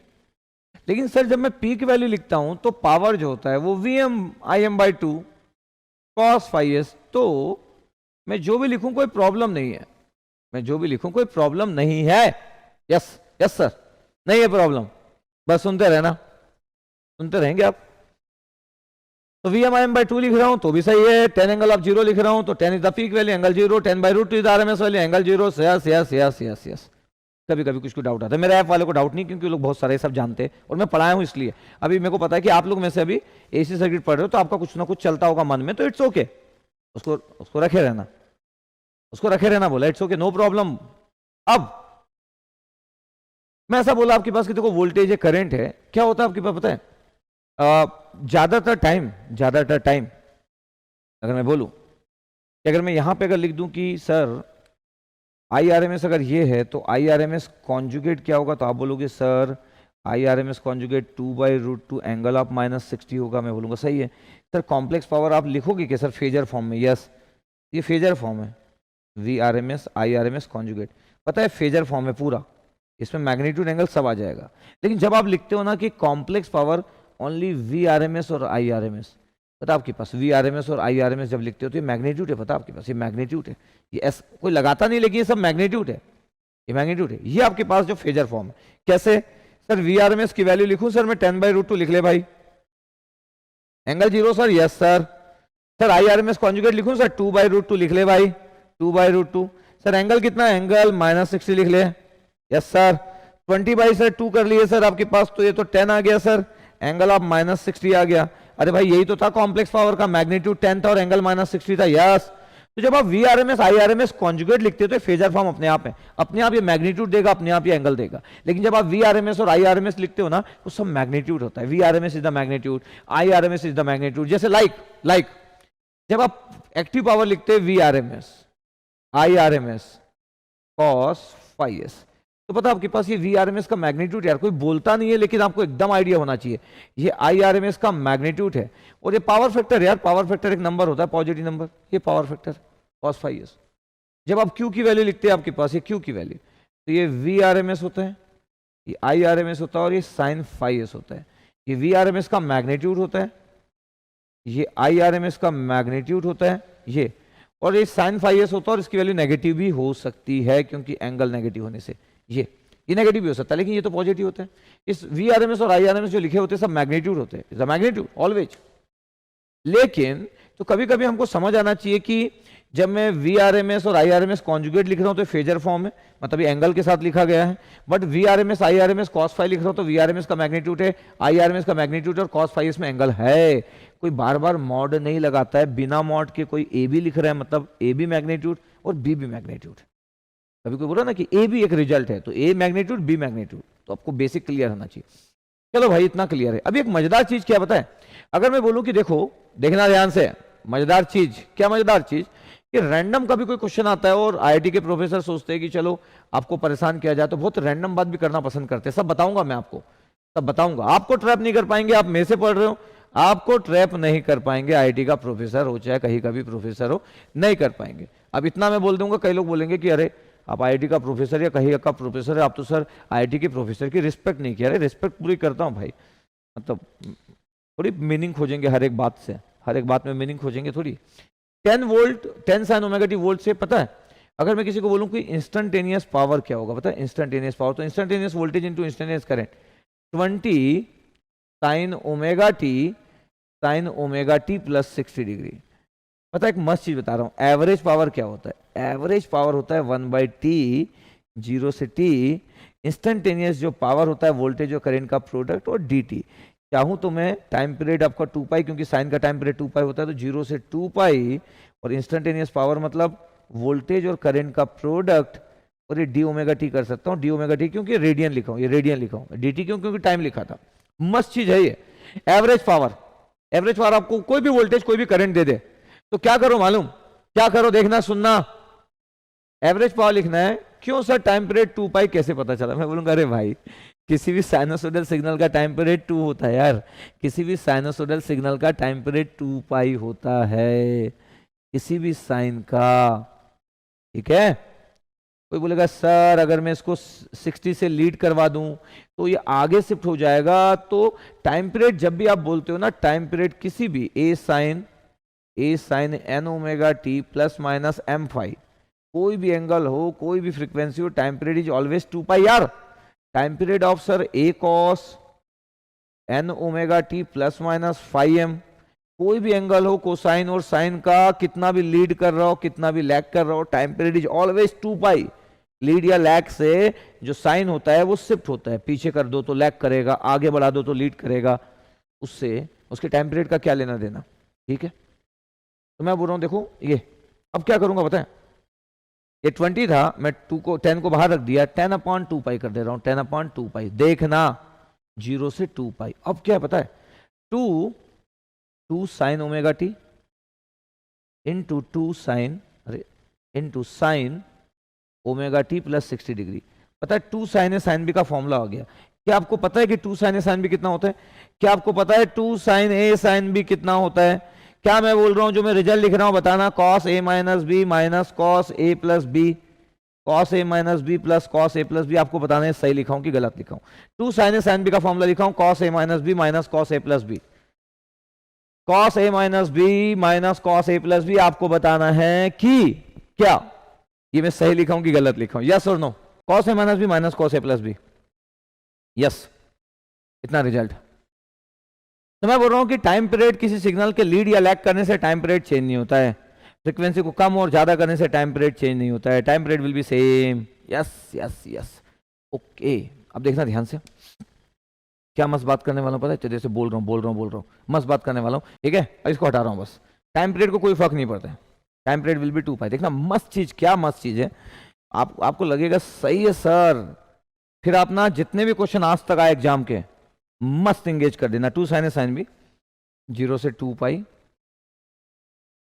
कॉस ए माइनस बी करो यार, कॉस ए माइनस बी, तो कॉस माइनस 60 हो गया, जिसको आप कॉस 60 लिख सकते हो, minus cos A plus B, तो 2 ओमेगा टी प्लस 60 डिग्री हो गया, ये डी ओमेगा टी। चलो इतना है। दो आपको इंडिकेशन करना है। इंडिकेशन का मीनिंग क्या होता है? अगर मैं बोलूं कि मीनिंग ऑफ इंडिकेशन क्या होता है? एरिया। अरे meaning of indication that mean the area. पता है मस्त चीज क्या है पता है आपके पास? अगर मैं क्या करूं, इतना सारा ब्लू ब्लू हो गया, मैं ब्लैक पेन यूज करता हूं, ब्लैक या रेड। अगर मैं किसी को बोलूं कि यार एक टाइम पीरियड में साइन और कोसाइन का एरिया कितना होता है, अगर मैं किसी को बोलूं एक टाइम पीरियड में साइन और कोसाइन का एरिया कितना होता है, तो पता है आपके पास? अगर एक साइनोसोडल सिग्नल है, पता है साइन है, पता है एक टाइम पीरियड में positive area equal to negative area same होता है, पता है आपके पास? तो अगर मैं बोलूँ ना कि एरिया कितना होता है एक साइन ओमेगा टी का, 0 होता है, पता है? इसलिए जब भी आप इंटीग्रेशन करते हो ना 0 से 2 पाई में sign omega T D omega T, क्योंकि इंटीग्रेशन मतलब एरिया होता है यार 0। पता है कोसाइन का फिगर अगर आप जानते हो, कोसाइन का फिगर अगर जानते हो, ये कोसाइन का फिगर है आपके पास, ये 2 पाई, ये पॉजिटिव एरिया, ये पूरा नेगेटिव और फिर पॉजिटिव। पता है ओवरऑल आपके पास कॉस ओमेगा टी की बात करूं तो पता है आपके पास अगर मैं बोलूं कि 0 से 2 pi cos omega T D omega T, area 0 होता है, पता है? ये लिखा साइन का फिगर, ये कोसाइन का फिगर। और अगर मैं बोलूं कि अगर आपको ना एरिया चाहिए, area A sine N omega T, और लीड और लेग कितना भी कर दो यार, कितना भी कर दो लीड और लेग, एरिया विल बी 0, क्योंकि लीड और लेग करने से साइन ना आगे या पीछे शिफ्ट होता है, एरिया थोड़ी चेंज होगा। अरे साइन को आगे करो पीछे करो, एरिया थोड़ी चेंज होगा, एक्सिस तो सेम है ना। तो अगर मैं बोलूं कि किसी भी साइन का अगर आपके पास एन ओमेगा टी हो, कोसाइन आपके पास हो, इसलिए ना अगर मैं इंटीग्रेट कर रहा हूं 0 से 2 pi A sine N omega t any frequency plus m phi any angle lead और लेग इवन, और A cos n omega t plus minus m phi बीच में लिख दिया मैं, D omega t, we are engineer, answer will be always 0। किसी भी sign, किसी भी कोसाइन, कोई भी फ्रीक्वेंसी, कोई भी एंगल, लीड और लैग, एरिया चेंज नहीं होता। और integration that means the area एक पर्टिकुलर टाइम पीरियड में total positive area equal to negative area होता है, इज ऑलवेज 0। इसका क्या मतलब पता है? इसको बोलते हैं इंजीनियर स्टाइल, इधर रिजल्टेंट विल बी 0। ऐसा नहीं कि इंडिकेट नहीं कर सकते, कोसाइन को इंडिकेट करने में क्या रखा है, साइन 2 ओमेगा टी हो जाएगा, नहीं। एक इंजीनियर को पता होना चाहिए सब चीज। Resultant will B 0। Sir how cos 2 omega t is the time period 0 to 2 pi, always 0 is the area is always 0। पता आंसर कितना है? 10/2 पाई। पहला इंटीग्रेशन का आंसर क्या हुआ? cos 60 1/2 होता है। डी ओमेगा टी का इंटीग्रेशन किया तो ओमेगा टी आया और 0 से लिमिट पुट कर दिए तो 2 पाई माइनस 0। सर कैसे सर? अरे डी ओमेगा टी का इंटीग्रेशन ओमेगा टी होगा, ओमेगा टी में 0 से 2 पाई पुट करेंगे तो 2 पाई माइनस 0 होगा, 2 pi cancel out, answer will B 5 what, answer will B 5 what. तो सर अपन तो सर एवरेज पावर या सर एक्टिव पावर निकाल सकते किसी का भी? हाँ, आपको मैथ्स आना चाहिए, ट्रिग्नोमेट्रिकल फॉर्म आना चाहिए। सच में आप किसी भी वोल्टेज और करंट का ऐसे ही आता है एग्जाम, ये एग्जाम का ये स्टाइल ऑफ आईआईटीएन प्रोफेसर है, आईआईटीएन प्रोफेसर ऐसा कुछ ना कुछ करने की कोशिश करते हैं। तो अगर आपको कुछ भी समझ नहीं आ रहा है, कुछ जगह पे आपको लग रहा है कुछ होने वाला है, मेरे को याद करो, सर बोले थे कि साइन और कोसाइन का टाइम पीरियड 2 पाई होता है with any frequency with any angle. Yes, दोनों को मल्टीप्लाई करो, आपको तभी नहीं बनेगा जब आपको ट्रिग्नोमेट्रिकल का रिजल्ट नहीं आता है, क्योंकि हो सकता है एक साइन और एक कोसाइन हो सकता है दोनों कोसाइन हो सकता है दोनों साइन हो, तो दो साइन का प्रोडक्ट, दो कोसाइन का प्रोडक्ट, एक साइन और एक कोसाइन का प्रोडक्ट, इतना पता होना चाहिए। तो फिर ट्रिग्नोमेट्रिकल का फॉर्मूला लगाओ, फिर आपको ये अच्छा आइडिया होना चाहिए कि integration of sine and cosine with any angle leading और lagging with any frequency, resultant will be zero because area will be zero. Solve any question, any question, पक्का। ये देखो, ये हुआ आपके पास एवरेज पावर, इंस्टेंटेनियस वोल्टेज और current को मल्टीप्लाई करो और मैथ सॉल्व कर डालो विदाउट कंसेप्ट। विदाउट कंसेप्ट जो आपका आंसर आएगा, दुनिया की ताकत बोल नहीं सकती कि आपका आंसर गलत आएगा, पक्का यकीन से बोल रहा हूं। 5 वॉट आ गया, 5 वॉट आ गया यार, सबको क्लियर हुआ कि नहीं? अरे सबको क्लियर हुआ कि नहीं? फिर मेरे को एंड भी करना है ना आज तो स्टोरी चल रही है बस। अब देखो आपके पास एसी सर्किट में देखो कैसे कैसी बात करते हैं, कॉम्प्लेक्स फॉर्म में कैसे कैसी बात करते हैं। इतना बेस्ट होना चाहिए कोई भी टॉपिक जब आप पढ़ते हो तो। जब इतना नहीं आता तो आपको डर लगा रहता है, कुछ भी कुछ होते रहता है। आपको बहुत बेसिक मैथ्स बहुत अच्छा आना चाहिए। आप मेरे को बताओगे कि सबको समझ आया, एकदम क्लियर हुआ? अब मैं क्या बोल रहा था कि यार हम कॉम्प्लेक्स पावर की बात की, इंस्टेंटेनियस पावर की बात की कि वोल्टेज और करंट का आपके पास उस पर्टिकुलर टाइम पे कितना वोल्टेज कितना करंट, और मैं बोला कि एवरेज पावर कितना होगा, तो मैं एरिया अपन टाइम पीरियड कर दिया, एरिया अपन क्या कर दिया, टाइम पीरियड कर दिया, और इजीली बात कर ली है एक्टिव पावर की। गुड ना, ठीक है। चलो अब मैं क्या बोल रहा हूं कि सपोज करो कि एक नेटवर्क का एलिमेंट आपको पता है यार, एक रजिस्टिव एलिमेंट से, सपोज करो एक रजिस्टिव एलिमेंट से वोल्टेज आपके पास 10 वोल्ट है, ठीक है, 10 वोल्ट है आपके पास, ओके, और ये 5 ओम का रजिस्टर है, तो करंट कितना फ्लो हो रहा है? अरे करंट कितना फ्लो हो रहा है? 2 एम्पियर ना, 10 डिवाइड बाई 5 तो 2 एम्पियर करंट। अब मेरे को पता है कि डीसी नेटवर्क है, ये क्या है भाई? डीसी नेटवर्क, समझने की कोशिश करना, ये डीसी नेटवर्क है।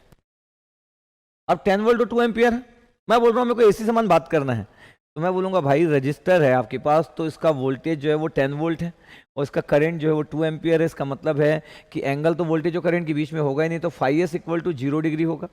और इसी को तो यूनिटी पावर फैक्टर बोलते हैं। क्यों यूनिटी पावर फैक्टर बोलते हैं? बिकॉज यहाँ पे वोल्टेज और करंट के बीच में तो एंगल होता नहीं, तो ये रजिस्टिव लोड है ना। तो अगर आपके पास एक नेटवर्क का एलिमेंट रेजिस्टेंस है तो वोल्टेज और करंट के बीच का एंगल तो होगा नहीं। अच्छी बात है यार, नहीं होगा तो ठीक है। या मैं बोल देता हूँ कि 10 वोल्ट एंगल आप 0 दे दिया, 2 एंगल आप 0 दे दिया, तो मैं बोल रहा हूँ कि देखो पावर कितना होगा पता है आपके पास? पावर क्या होता है? आप वी और आई बोलते हो, पावर बोलते हो हमेशा डीसी नेटवर्क में वी और आई, और 10 इंटू 2 लिख दिया आप, 10 इंटू 2 20 लिख दिया, 20 वॉट्स। अब आपको ये पता होना चाहिए कि क्या अगर मैं पावर अगर ऐसा लिखता जैसा मैं जानता हूँ V R M S into I R M S cos 5s, तो क्या सही होता? हाँ सही होता। V R M S is 10 volt, DC में जो डीसी वोल्टेज होता है वो आर एम एस वोल्टेज होता है, एसी तो है नहीं, और आई आर एम एस 2 और कॉस 0 की वैल्यू 1, तो बता 20 वॉट्स होता। तो अगर मैं बोल रहा हूँ डीसी सर्किट में आप हमेशा वी इंटू आई बोलते हैं, वी इंटू आई बोलते हो, तो V R M S I R M S cos 5 एक ही बात है, क्योंकि जो वोल्टेज होता है वो अपने आप आर एम एस वोल्टेज होता है। The resultant voltage root mean square value is R M S voltage, क्योंकि एसी नहीं है। पता नहीं, तो आप कभी अगर सिग्नल में अगर आप कभी आर एम एस वैल्यू की बात करते हो, आपको क्लियर होगा कि डीसी का square plus AC peak value अगर है तो डिवाइड बाय रूट 2 का स्क्वायर, इसका कॉम्बिनेशन होता है। और अगर इफ एसी इक्वल टू 0, अगर एसी का पार्ट किसी जगह पे 0 है तो R M S equal to DC होता है। तो बात कभी खत्म नहीं होगी अगर बात करते रहे तो अपन। ये मैं बोल रहा हूँ कि क्यू की वैल्यू क्या होगी, क्यू तो निकालते नहीं अपन, लेकिन लिख रहा हूं मैं क्यू की वैल्यू, तो V R M S I R M S sine 5s, पता क्यू की वैल्यू कितना हो जाएगा? 0 वी आर। क्यों 0 वी आर? क्योंकि किसी रजिस्ट्री नेटवर्क में रिएक्टिव पावर एग्जिस्ट करता ही नहीं, क्योंकि रिएक्टेंस ही नहीं यार, इमेजनरी टर्म्स ही नहीं है। इंडक्टर और कैपेसिटर के बिना रिएक्टिव पावर होता ही नहीं है। तो एक रजिस्ट्री नेटवर्क में सिर्फ एक ही टाइप का पावर होता है जिसको आप एक्टिव पावर बोलते हो, 20 वॉट है, रिएक्टिव पावर विल बी 0। तो एस की वैल्यू क्या हो जाएगी? एस की वैल्यू यार पी प्लस जे क्यू में से ये 20 प्लस जे 0 हो जाएगा, तो फाइनली यही 20 आएगा। अब इसको वोल्ट एम्पियर बोलो कि इसको वॉट बोलो, क्या फर्क पड़ता है? इसका मतलब है कि डीसी सर्किट में एक ही टाइप का पावर होता है जिसको आप एक्टिव पावर बोलते हैं, जिसको सिर्फ वी इंटू आई का प्रोडक्ट बोलते थे, वोल्टेज और करंट का प्रोडक्ट, दैट मींस द क्या? पावर। ये तो बोलते हैं अपन, ये V R M S I R M S cos 5 है, यस। रिएक्टिव पावर होता नहीं क्योंकि रिएक्टिव एलिमेंट नहीं, इंडक्टर कैपेसिटर के बिना। तो जब आप इंडक्टर और कैपेसिटर लगाते हो तभी नेटवर्क ना एक एसी नेटवर्क या कॉम्प्लेक्स नेटवर्क होता है, क्योंकि रिएक्टेंस आ जाता है। अब इसी रियल टर्म्स यार, resistance that mean the real term. आपको इमेजनरी टर्म चाहिए तो रिएक्टेंस लगाना पड़ेगा, that means in the form of inductor और कैपेसिटर और बोथ, तब जाके कॉम्प्लेक्स नेटवर्क होगा। ये तो सिंपल है, रिएक्टिव पावर 0। तो यहाँ पे ना एक ही टाइप की पावर की बात होती है, active power, real power, true power, और कुछ बोलते नहीं। चाहे फिर आप इसको एवरेज पावर बोल दो, कोई भी प्रॉब्लम नहीं यार, डीसी पावर है आपके पास, सिंपल। सही है बात सर, सही है, इतना लिखा हुआ है। मैं बोल रहा हूं कि क्या पावर को आप VRMS into IRMS cos phi की वैल्यू 1 होती तो VRMS और IRMS आप तब बोलते हो जब एंगल आपके पास जीरो होता है, वोल्टेज और करंट के बीच का एंगल जीरो होता है, तो VRMS इंटू IRMS। आप ना पावर ना ऐसा भी लिख सकते हो, पता है, IRMS square into R watt, पता है आपको, ऐसा लिख सकते हो आप, या सिर्फ रजिस्टर के क्रॉस में और VRMS square by R watt, ये तीनों पावर लिख सकते हो। तो VRMS into IRMS, IRMS square into R और VRMS का स्क्वायर बाई आर, ये सिर्फ एक रजिस्टिव एलिमेंट के क्रॉस लिख सकते हो। तो अगर मैं बोल रहा हूं, चलो ठीक है, चलो आप मान लेते हो कि एक AC सर्किट है, क्यों, 10 एंगल ऑफ 0 वोल्ट लिखे यार, ठीक है, 10 एंगल ऑफ 0 वोल्ट लिखे, फिर 2 एंगल ऑफ 0 एम्पियर लिखे अपन, ठीक है, ये निकाल लिए और आर की वैल्यू था, तो AC सर्किट है ये। लेकिन आप निकाल रहे हो एक रेजिस्टेंस के क्रॉस, सर्किट ही जैसी, देखो AC सिग्नल दे दिए वोल्टेज डिवाइड बाय रेजिस्टेंस की, तो करंट आ गया। क्वेश्चन लोगों का कई बार क्या होता है कि सर दोनों के बीच का एंगल 0 डिग्री है, ठीक है, क्योंकि रजिस्टर है, तो सर एक्टिव पावर आपके पास जब होगा तो वो VRMS इंटू IRMS होगा। तो VRMS सर 10 है और IRMS की वैल्यू 2 है, क्योंकि एंगल तो है नहीं, तो 20 वॉट है। ये हमारे पास आंसर आ गया। अब एक रेजिस्टेंस के क्रॉस में आप निकाल रहे थे पावर, तो रिएक्टिव पावर तो 0 आना ही है भाई, रिएक्टिव पावर तो 0 आना ही है। अब क्वेश्चन क्या हुआ सर, ये कैसे पता चला कि ये जो लिखा हुआ है सर, कैसे पता चला कि सर जो लिखा हुआ है ये RMS है कि पीक वैल्यू है, ये RMS है कि पीक वैल्यू है। तो अगर ये सेम क्वेश्चन होगा और भी बहुत सारे एलिमेंट्स होंगे, अगर ये किसी रजिस्टर का वोल्टेज ये और करंट ये है, तो टेक्स्ट बुक दो टाइप से लिखी जाती है, वन टेक्स्ट बुक या वन टीचर लिखूं क्या, वन टीचर। वन टीचर बोलता है कि जो भी फेजर लिखा रहता है वो पीक वैल्यू लिखा रहता है, तो वो बोल देगा कि सर VM 10 है और IM 2 एम्पियर है, तो उसका पावर जो होगा, उसका पावर वो VM IM बाई 2 बोलेगा, VM IM बाई 2 बोलेगा, तो 10 इंटू 2 डिवाइड बाई 2, उसका 2 कैंसिल आउट हो जाएगा, उसका आंसर आ जाएगा 10 वॉट्स, ठीक है, उसका आंसर। अब आपके पास दूसरा टीचर, सेकंड टीचर बोल रहा है कि भाई मेरे को जो दिखता है मैं उसको RMS लिखता हूँ, फेजर फॉर्म को RMS वैल्यू, तो 10 VRMS हो गया और IRMS की वैल्यू से 2 एम्पियर हो गया। सर मेरा पावर तो VRMS इंटू IRMS है, तो 10 इंटू 2 है, तो 20 वॉट्स। तो कोई अगर ऐसा दिया हो तो दो टाइप के टीचर हो सकते हैं, दो टाइप की टेक्स्ट बुक हो सकती है, दो टाइप की टेक्स्ट बुक होती है, पक्का टेक्स्ट बुक। इसलिए पूरे इंडिया में कभी कभी लोग परेशान हो जाते हैं। इवन टेस्ट सीरीज में ना, टेस्ट सीरीज में आप किसी का टेस्ट सीरीज दोगे तो कभी ना इस टेस्ट सीरीज का आंसर 10 वॉट्स होगा और कभी इस टेस्ट सीरीज का आंसर 20 वाट होगा, जबकि सेम टेस्ट सीरीज होगी, पेपर 1 में कुछ था, पेपर 2 में कुछ था, क्योंकि एक क्वेश्चन को दूसरी बुक से लिए थे, एक क्वेश्चन को दूसरी बुक से लिए थे, और वो एडिटर ध्यान ही नहीं दिया कि अलग अलग बुक से लेने में उसके आंसर अलग अलग आ गया। अब क्वेश्चन यही होता है कि सर हमको कैसे पता चलेगा, अगर सर मेरे पास पहले से साइनसोइडल सिग्नल है तब तो कोई प्रॉब्लम नहीं, RMS और पीक वैल्यू तो वो मेरी चॉइस है, लेकिन पहले से फेजर फॉर्म है तो मेरे को कैसे पता चलेगा। हाँ, गुड क्वेश्चन है, पहले से मेरे पास अगर फेजर फॉर्म है तो मेरे को कैसे पता चलेगा, ये क्वेश्चन है। तो नॉर्मली जब मैं किसी साइनोसोडल से फेजर साइड जाता हूं तो मेरी चॉइस है कि मेरे को पीक वैल्यू के टर्म्स में लिखना है कि RMS के टर्म्स में लिखना है, इट्स ऑल माय चॉइस, कोई रोक नहीं सकता मेरे को। मैं लिखा भी था, याद होगा आपको, 10/√2 भी लिखा था, 10 भी लिखा था, याद है, और आंसर अपना सही आया था क्योंकि मेरे को पहले से पता था RMS और पीक। जब ये लिखा रहता तो किसी को नहीं पता चलता है, ये किसी को पता चलेगा, कोई मतलब थोड़ी किसी को सपना आ रहा है कि पता चल जाएगा ये इसमें ये कहां से आया, कौन से साइनोसोडल से आया, ये किसी को नहीं पता चलता यार, ये किसी को थोड़ी पता चलेगा। अब क्वेश्चन क्या है, मैं बोल रहा था कि देखो आपके पास जब भी आपके पास कोई रिप्रेजेंटेशन के फॉर्म में दिया फेजर फॉर्म, तो क्या होता है आपके पास पता है, नॉर्मली एक फेजर डायग्राम का जो कंसेप्ट है उसमें पीक वैल्यू का कंसेप्ट है। मैं डायग्राम डिजाइन जब करता हूं तो पीक वैल्यू का कंसेप्ट है, बट हम हमेशा मेजरमेंट में ना वोल्ट मीटर और एमीटर यूज करते हैं, और एक volt meter RMS value major करता है, एमीटर एक RMS वैल्यू मेजर करता है। तो बाय डिफॉल्ट जब भी कोई फेजर दिया और दुनिया में किसी को नहीं पता चल रही है बात कि ये जो लिया गया है वो कहां से लिया गया है, तो सर क्या हम लेंगे, क्वेश्चन है कि क्या हम लेंगे। तो अलग अलग टेक्स्ट बुक वाले अलग अलग आंसर दे सकते हैं, टेक्स्ट बुक का अपना एक स्टाइल होता है, टीचर का अपना एक स्टाइल होता है, हमको क्या करना टीचर और टेक्स्ट बुक के स्टाइल से। क्वेश्चन ये है कि सर हम क्या ऑप्ट करेंगे, सर कभी इधर उधर हो गया तो, या सीधा उधर हो सकता है कभी, तो हम क्या ऑप्ट करेंगे। तो हम नॉर्मली मेजरमेंट में वोल्ट मीटर एमीटर के बारे में बात करते हैं, तो हम एक RMS वैल्यू को मेजर करते हैं, तो phasor is used for representing the RMS value ऐसा बोल देते हैं। इसका मतलब ये हुआ कि आपको क्या लेना है तो आप प्रीफर करोगे I will go with this. तो कभी अगर चैलेंजिंग क्वेश्चन अगर हुआ और कभी किसी को चैलेंज करना पड़ा तो लोग ये वाले लोग जीत जाएंगे, ये वाले लोग जीत जाएंगे। कौन से वाले लोग? जो उसको बाय डिफॉल्ट आरएमएस वैल्यू ली है, बाय डिफॉल्ट आरएमएस वैल्यू ली है, वो लोग जीत जाएंगे। बाकी पावर छोड़ के किसी को किसी जगह में जरूरत ही नहीं पड़ती यार, पावर छोड़ के किसी को किसी चीज में जरूरत ही नहीं पड़ती। ये आपके पास हुआ, ठीक है, सही है सर। अभी सुनते रहे ना, स्टोरी खत्म नहीं हुई मेरी। तो सर ये तो एक डीसी नेटवर्क था, तब तक ठीक था। एक एसी नेटवर्क था, लेकिन आपके पास दोनों के बीच का एंगल 0 था, क्योंकि रजिस्ट्री लोड के क्रॉस में वोल्टेज और करंट के बीच का एंगल सर वही होता है। सर इसका मतलब है सर ये ऐसा भी हो सकता है क्या? सर वोल्टेज अगर 10 एंगल ऑफ 30 डिग्री रहता तो सर करंट भी तो 30 डिग्री हो जाता। हाँ, करंट 30 डिग्री हो जाता, क्योंकि रजिस्टर में वोल्टेज और करंट के बीच का एंगल नहीं होता, तो 5s तो 0 डिग्री होगा। कोई फर्क नहीं पड़ता है कि ये 30 है तो वो भी 30 होगा। Answer will B same, answer will B same. 30 degree को देख के परेशान होने की जरूरत नहीं, वोल्टेज और करंट के बीच का एंगल 0 ही है। वोल्टेज 30 पे, करंट भी 30 पे, वोल्टेज 0 डिग्री पे, करंट भी 0 डिग्री पे। इसी को इनफेस कंपोनेंट बोलते हैं। तो एक रजिस्टर के क्रॉस में वोल्टेज और करंट के बीच में एंगल कभी चेंज नहीं होता, चाहे वो फिर एक एसी सर्किट क्यों ना हो। ठीक है भाई, सही है। तो मैं बोल रहा कि मैं किसके साथ जाना चाहूंगा? ये इसके साथ जाना चाहूंगा। तो 20 वॉट्स ये 10 वॉट्स हुआ, यस, इतना आपके पास हुआ। इसको अपन नोट करते हैं। अभी मैं क्या बोल रहा था, देखो मस्त चीज देखना, मस्त चीज देखने वाले हो आप। देखो यही वाला क्वेश्चन है, 10 sin ओमेगा टी था और 2 sin omega t plus 60 degree था। सॉल्व के बहुत सारे तरीके से सॉल्व किया इसको, अगर आपको याद होगा तो। याद है ना इसको?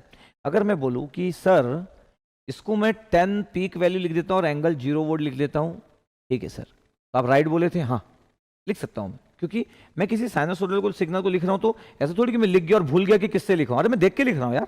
तो 10 is the peak value sir, ये अरे 2 ampere is the peak value यार, ये 60 डिग्री। तो किसी साइनोसोडल से जब आप लिखते हो तो आप पीक लिखते हो कि आरएमएस लिखते हो? आपको पता है, क्योंकि आप देख के लिख रहे हो। सर ये वी पीक है, ये वीएम है सर, और ये आईएम है, ठीक है, ओके। सर अगर मैं बोल रहा हूँ कि इनपुट इम्पिडेंस क्या होगा, तो इनपुट इम्पिडेंस क्या पीक वैल्यू को डिवाइड करने से लिखा जा सकता है? इनपुट इम्पिडेंस मैं बोलूँगा हाँ, 10 angle of 0 divide by 2 angle of 60 degree. पता आपको इनपुट इम्पिडेंस की वैल्यू कितना हो गया? 5 एंगल ऑफ -60, क्योंकि डिवाइड करने से एंगल सब्ट्रैक्ट होते हैं। सर ये तो आप पीक वैल्यू को डिवाइड कर दिए सर, दोनों वोल्टेज और करंट की पीक वैल्यू को डिवाइड कर दिए। हाँ सर, क्या ऐसा कर सकते हैं सर अपन कि दोनों का आरएमएस वैल्यू लिख ले 10/√2 और एंगल 0 डिग्री? हाँ, इसका 2/√2 और एंगल -60 डिग्री। क्या सर अपन यहाँ पे आप जो किए वो पीक वैल्यू को डिवाइड किए, पीक वैल्यू था, यहाँ पे भी पीक वैल्यू था। तो sir peak voltage divide by peak current को डिवाइड करना और आरएमएस वोल्टेज अपन आरएमएस करंट को डिवाइड करना। अब sir 10/√2 angle 0 divide by 2/√2 angle 60 degree. Sir answer same आएगा? हाँ भाई सेम आता है, सेम आता है। बोला कितना सेम आ गया? 5 एंगल ऑफ -60। बट इस बार तो सर दोनों आरएमएस थे। हाँ, बट ऐसा क्राइम मत कर देना कि पीक डिवाइड बाय आरएमएस कर दिए, एक आरएमएस एक का पीक ले लिए, एक आरएमएस ले लिए, निपट जाएंगे अपन। दो पीक वैल्यू को डिवाइड करो, नो प्रॉब्लम। दो आरएमएस वैल्यू को डिवाइड करो, नो प्रॉब्लम, बिकॉज वोल्टेज और करंट का रेशियो इंपेडेंस होता है, चाहे वो पीक वैल्यू का रेशियो हो, चाहे वो आरएमएस वैल्यू का रेशियो, क्योंकि जब दोनों में आरएमएस है, दोनों में डिवाइड बाय √2 यार, कोई प्रॉब्लम नहीं है। तो कभी कभी लोग बोलते हैं कि पीक वोल्टेज अपन पीक करंट का रेशियो इंपेडेंस होता है कि आरएमएस वोल्टेज अपन आरएमएस करंट का रेशियो इंपेडेंस होता है। मैं बोल रहा हूं यार दोनों, क्योंकि किसी कोई फर्क नहीं पड़ता है। कितना आंसर है बताओ? 5 एंगल ऑफ -60। अब देखना, क्या देखना? मैं बोल रहा हूं कि मेरे को सर्किट का इनपुट इंपेडेंस में इंटरेस्ट है भाई। कितना है बताएं? 5 एंगल ऑफ -60 डिग्री। ठीक है, चलो कोई प्रॉब्लम नहीं है। मैं बोल रहा हूं इंपेडेंस का एंगल कितना है, तो सर इंपेडेंस का एंगल तो सर -60 डिग्री है, सही है। क्या मैं पावर फैक्टर लिख लूं? हाँ सर पावर फैक्टर लिख लो आप, इसको इनपुट पावर फैक्टर बोला करो, अच्छा लगता है। नेटवर्क वाले लोग input power factor supply power factor नहीं बोलते, नॉर्मली पावर फैक्टर बोलते हैं। मजा नहीं है पावर फैक्टर बोलने का, मजा है इनपुट या सप्लाई पावर फैक्टर बोलने का। हमारे पावर इलेक्ट्रॉनिक्स के जो इलेक्ट्रिकल के स्टूडेंट होते हैं वो जानते हैं पावर फैक्टर हम टर्म यूज नहीं करते, हम इनपुट पावर फैक्टर या सप्लाई पावर फैक्टर बोलते हैं, क्योंकि पावर फैक्टर तो लोड का भी हो सकता है, लेकिन छोड़ो उसको। तो सर cos 5z cos -60 कर लो, हाँ 0.5 हो गया। इंपेडेंस सर लैग कर रहा है तो पावर फैक्टर लीड करेगा, हाँ यार ये तो पता है अपने को। इंपेडेंस लैग कर रहा है ना -60 डिग्री, तो पावर फैक्टर लीड करेगा, इसमें कोई प्रॉब्लम नहीं सर। यस सर, एक इंटरेस्टिंग चीज इसमें हो सकती है क्या? 5 एंगल ऑफ -60 को सर मैं कैसे लिखूं? बेटा क्या करो, 5e -j60 लिख दो। ठीक है सर, आप बोले थे पोलर और एक्सपोनेंशियल सेम होता है। सर इसका मतलब है कि 5 cos -60 प्लस j sin -60 लिख सकते? हाँ बिल्कुल, बिल्कुल डरने की जरूरत नहीं है।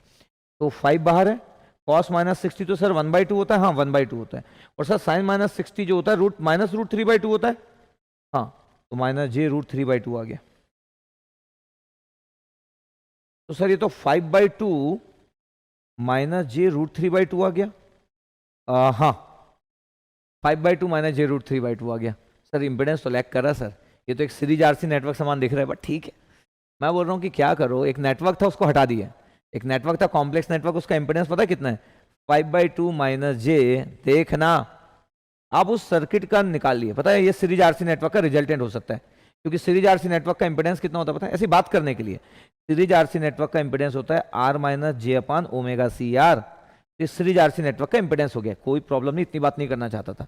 मैं बोल रहा हूँ कि मेरे पास एक वोल्टेज था, मेरे पास एक करंट था, मैं नेटवर्क को हटा के उसका पूरा एलिमेंट लिख लिया। पता है आपके पास, अगर मैं किसी से बोलूँ क्या, किसी से बोलूँ कि नेटवर्क क्या है तो बता रेजिस्टेंस 5/2 ओम है कि नहीं बताओ? है सर। मैं बोलूँ किसी से कि कैपेसिटर का रिएक्टेंस कितना है, कैपेसिटर का रिएक्टेंस कितना है, तो मेरे को पता है √3/2 है कैपेसिटिव रिएक्टेंस है। मैग्नीट्यूड कितना है रिएक्टेंस का, तो √3/2 ओम है सर। सही है, चलो ओके गुड है। सर एक्टिव पावर ना आप बोले थे कि VRMS IRMS cos phi sir, yes निकाले थे अपन। सर क्या मेरे पास अगर कंपोनेंट अगर पता और करंट अगर फ्लो हो रहा है सर, यहाँ पे करंट फ्लो हो रहा है सर IRMS, तो क्या मैं सर इसको IRMS स्क्वायर इंटू आर लिख सकता हूँ सर, अगर मेरे को एलिमेंट पता है तो पता है IRMS स्क्वायर इंटू आर, और आर की वैल्यू 5/2 है और IRMS की वैल्यू, इसका मतलब है कि RMS करंट कितना था पता है? 2/√2, पता है 2/√2 का स्क्वायर, या IRMS का स्क्वायर है, इंटू आर, और आर क्या पता है? 5/2 है, तो ये 2/√2 मतलब √2 का स्क्वायर 2 किया, आपके पास देखो आंसर 5 वॉट आ गया। देखो 5 वॉट आंसर आ गया यार, IRMS square into R. Sir क्या रिएक्टिव पावर लिख सकते हैं IRMS स्क्वायर इंटू XC? देखिए मैं नॉर्मली मैग्नीट्यूड लिखता हूँ तो IRMS का स्क्वायर 2/√2 का स्क्वायर हुआ, ठीक बात है सर। XC की वैल्यू एक्चुअली नेगेटिव था यार, तो माइनस √3/2 लिखो, डरो मत। तो ठीक है सर, ये तो सर 2 हो गया, तो माइनस √3 VAR हो गया। हाँ इसका मतलब sir reactive power active power ये आ गया, तो हाँ S की वैल्यू P + JQ होता है यार, और P की वैल्यू 5 वॉट है प्लस J है, लेकिन Q की वैल्यू √3 है, तो 5 माइनस J √3, Q की वैल्यू √3/2 था, √3/2 था ना। सही है एकदम, कुछ गड़बड़ तो नहीं किया? कुछ में गड़बड़ किया क्या? ये वही तो मैं सोच रहा हूँ, कुछ तो गड़बड़ हुआ ना। ये 5 भी तो अंदर मल्टीप्लाई होगा, 5 बताते नहीं हो यार, ये 5 था ना, वही मैं सोचा कुछ तो मैथमेटिकली मिस्टेक की है। 5 √3/2 था भाई, 5 √3/2 था, तो ये 5 था, सॉरी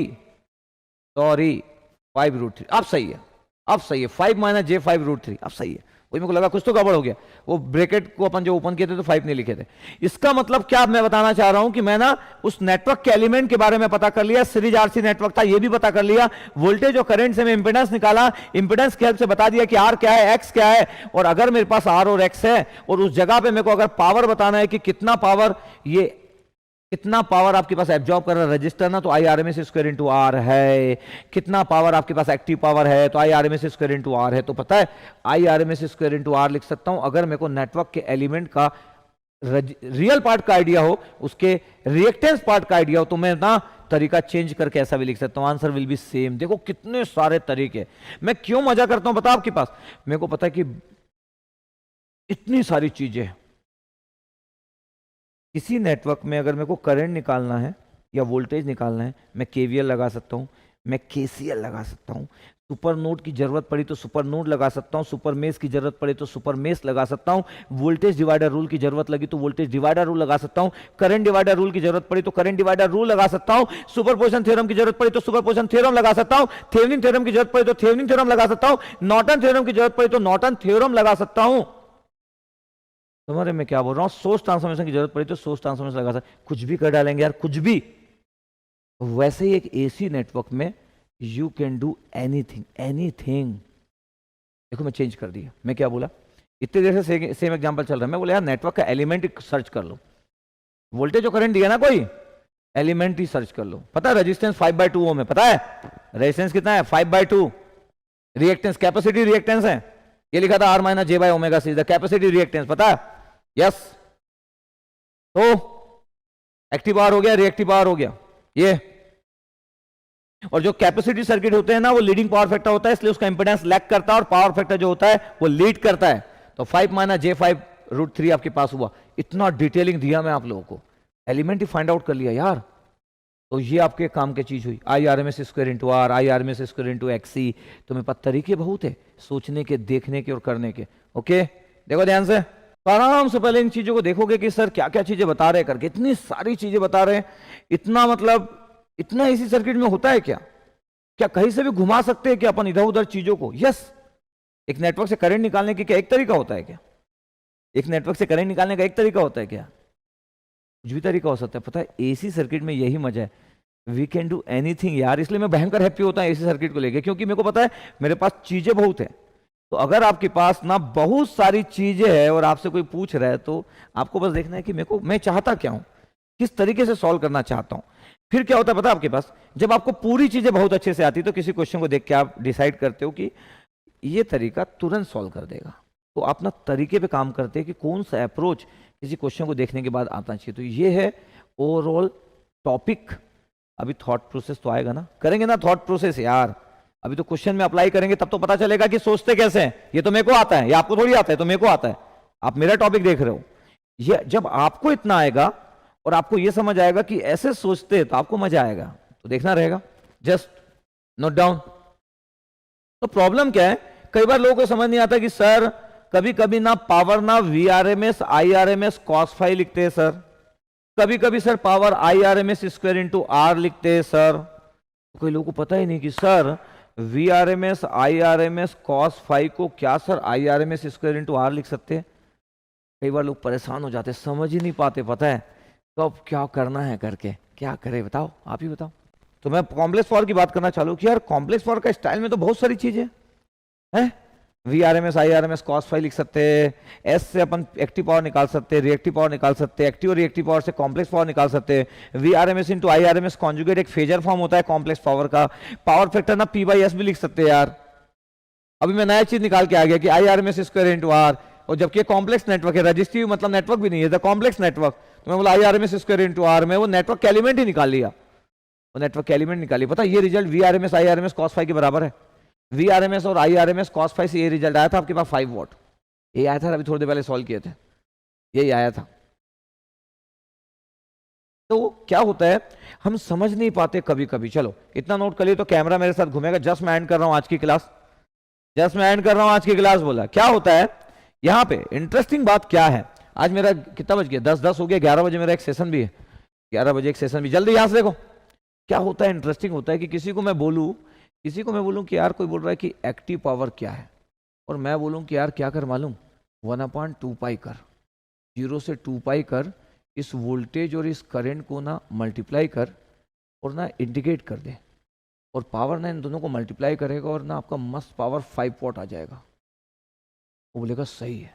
मैं बोलूँगा नहीं यार ऐसा कर कि ना VRMS IRMS cos फाई कर यार, cos फाई एस 60 डिग्री है, 10 इंटू 2 20 हुआ आपके पास। VRMS और IRMS की आपके पास तो 10/√2 और I/√2, तो 20/2 तो किए तो कितना हो गया, 10 हो गया, और cos फाई एस 1/2 हो गया, तो 5 वॉट। मतलब वोल्टेज और करंट का प्रोडक्ट करके उसको इंटीग्रेट करेगा, डिवाइड बाय टाइम पीरियड करेगा, 5 वॉट्स आंसर सही है सर। VRMS IRMS पूरी दुनिया बोलती है, इससे आप VRMS IRMS cos फाई करेगा, एग्जैक्टली सही है। अगर ना इसको IRMS स्क्वायर इंटू आर करेगा तो आर तो है नहीं, है तो वोल्टेज करंट है। तो मैं वोल्टेज और करंट से इंपेडेंस निकाला, वोल्टेज और करंट से इंपेडेंस निकाला इस सर्किट का, और मेरे को जेड पता चल गया, और जेड मेरे को पता चल गया R/j⍵c। इस नेटवर्क को ही सॉल्व कर लिया जिसमें करंट फ्लो हो रहा था, और पता आपके पास वो निकल गया आपके पास 5/2 माइनस J5√3/2। तो मैं जब करंट फ्लो हो रहा था तो मेरा एक आंसर ये भी आ गया, और IRMS का स्क्वायर मतलब समझ रहे 2/√2 का स्क्वायर, और R को सॉल्व किया 5/2 तो 5 वॉट आ गया। इसका मतलब सोचो क्या, इसका मतलब मैं IRMS स्क्वायर इंटू आर से भी 5 वॉट ला सकता था अगर मेरे को नेटवर्क के एलिमेंट्स पता होते। अगर मेरे को इंस्टेंटेनियस पावर से मेरे को एवरेज पावर निकालना है तो 5 वॉट्स आएगा। अगर मैं सॉल्व करना चाहता हूं VRMS IRMS cos phi S से तो मेरे को ये आएगा। लोगों को पता ही नहीं चलता, कभी वो बुक देखते तो कभी उनको ये दिखता, कभी वो बुक देखते तो उनको ये दिखता, कभी कोई टीचर ये यूज करता है। इसलिए बोलता हूं कि ऑनलाइन दुनिया में इतने सारे टीचर को फॉलो मत करो, नहीं तो निपट जाओगे, क्योंकि सबके सोचने का तरीका अलग अलग होता है। तो टीचर गलत नहीं होंगे, गलत आप होंगे, क्योंकि कोई टीचर आपको ये बात कर रहा है, हर बार वो ये निकालना चाहता है, दूसरा टीचर चेंज किए तो पता चला VRMS IRMS cos phi use किया, कभी कोई बोल रहा है कि वोल्टेज और करंट का मल्टीप्लाई करो, कभी कोई बुक पढ़ रहे हो तो कोई बुक ये बोल रहा है, कोई बुक ये बोल रहा है, कोई बुक बोल रहा है। आप मेरे से पढ़ो, मैं सब बात करूंगा।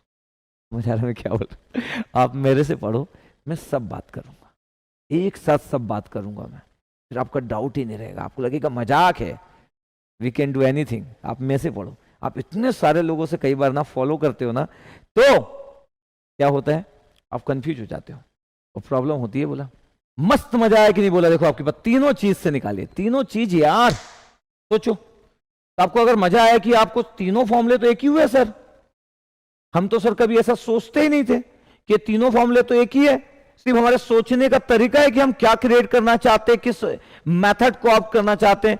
तो सर कल के बाद अगर कोई कुछ पूछेगा तो सर क्वेश्चन नाम की कोई चीज ही नहीं बचेगी, वी कैन सॉल्व। और ये बात आपको कल दिखाऊंगा और कल आप खुद सॉल्व करोगे और आप बोलोगे सर इतना आसान था तो पूरी दुनिया क्यों बोलती थी इतना टफ है। क्योंकि पूरी दुनिया ना प्रॉपर कनेक्ट नहीं करती चीजों को, पढ़ाने पे बिलीव करते हैं लोग। तो अगर आपको मजा आ गया आपके पास कि तीनों चीज का सर हमको आइडिया हो गया, सर मस्त बात बताए हो सर आप कि इंस्टेंटेनियस पावर से भी एवरेज पावर निकाल लेंगे, पूरी दुनिया जो VRMS IRMS cos फाई चिल्लाते रहते हैं उससे भी निकाल लेंगे, और even IRMS square into R भी निकाल सकते हैं, नेटवर्क के एलिमेंट को भी कैलकुलेट कर सकते हैं सर। तो कोई अगर सर कोई वोल्टेज और करंट देके अगर एलिमेंट भी चाहता है सर, नेटवर्क के एलिमेंट भी क्रिएट कर लेंगे सर, अगर नीड पड़ी तो नेटवर्क के एलिमेंट क्रिएट कर लेंगे। यस कोई बोला कि सर क्या VRMS square by R use कर सकते, किसी के माइंड में क्वेश्चन चल रहा है, तो मैं बोल रहा हूं कि भाई परेशान होने की जरूरत नहीं है।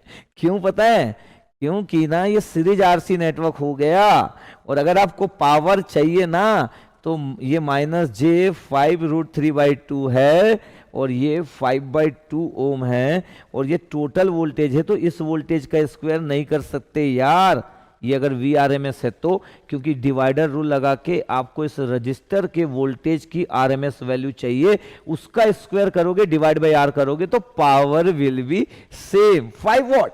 अभी आपको लग रहा है कि मैं इस वोल्टेज का स्क्वायर कर दूं डिवाइड बाय R कर दूं, हेलो कैसे, इस रजिस्टर का वोल्टेज, तो मेरे को रजिस्टर का वोल्टेज नहीं पता अभी तक, फिर इस कैपेसिटर का, दैट मींस द किसी को लग रहा है कि sir I want this type of solution, कि मेरे को सर वोल्टेज की हेल्प लेना, भैया और बहन दोनों ही, ब्रदर एंड सिस्टर्स, क्या रजिस्टर का वोल्टेज निकालो। कल यही सब तो बात करूंगा मैं जब क्वेश्चन की बात होगी, रजिस्टर का वोल्टेज निकाल के उसके RMS वोल्टेज के स्क्वायर बाय R करो, 5 वोल्ट। यस, इसलिए ज्यादा वरी होने की जरूरत नहीं है।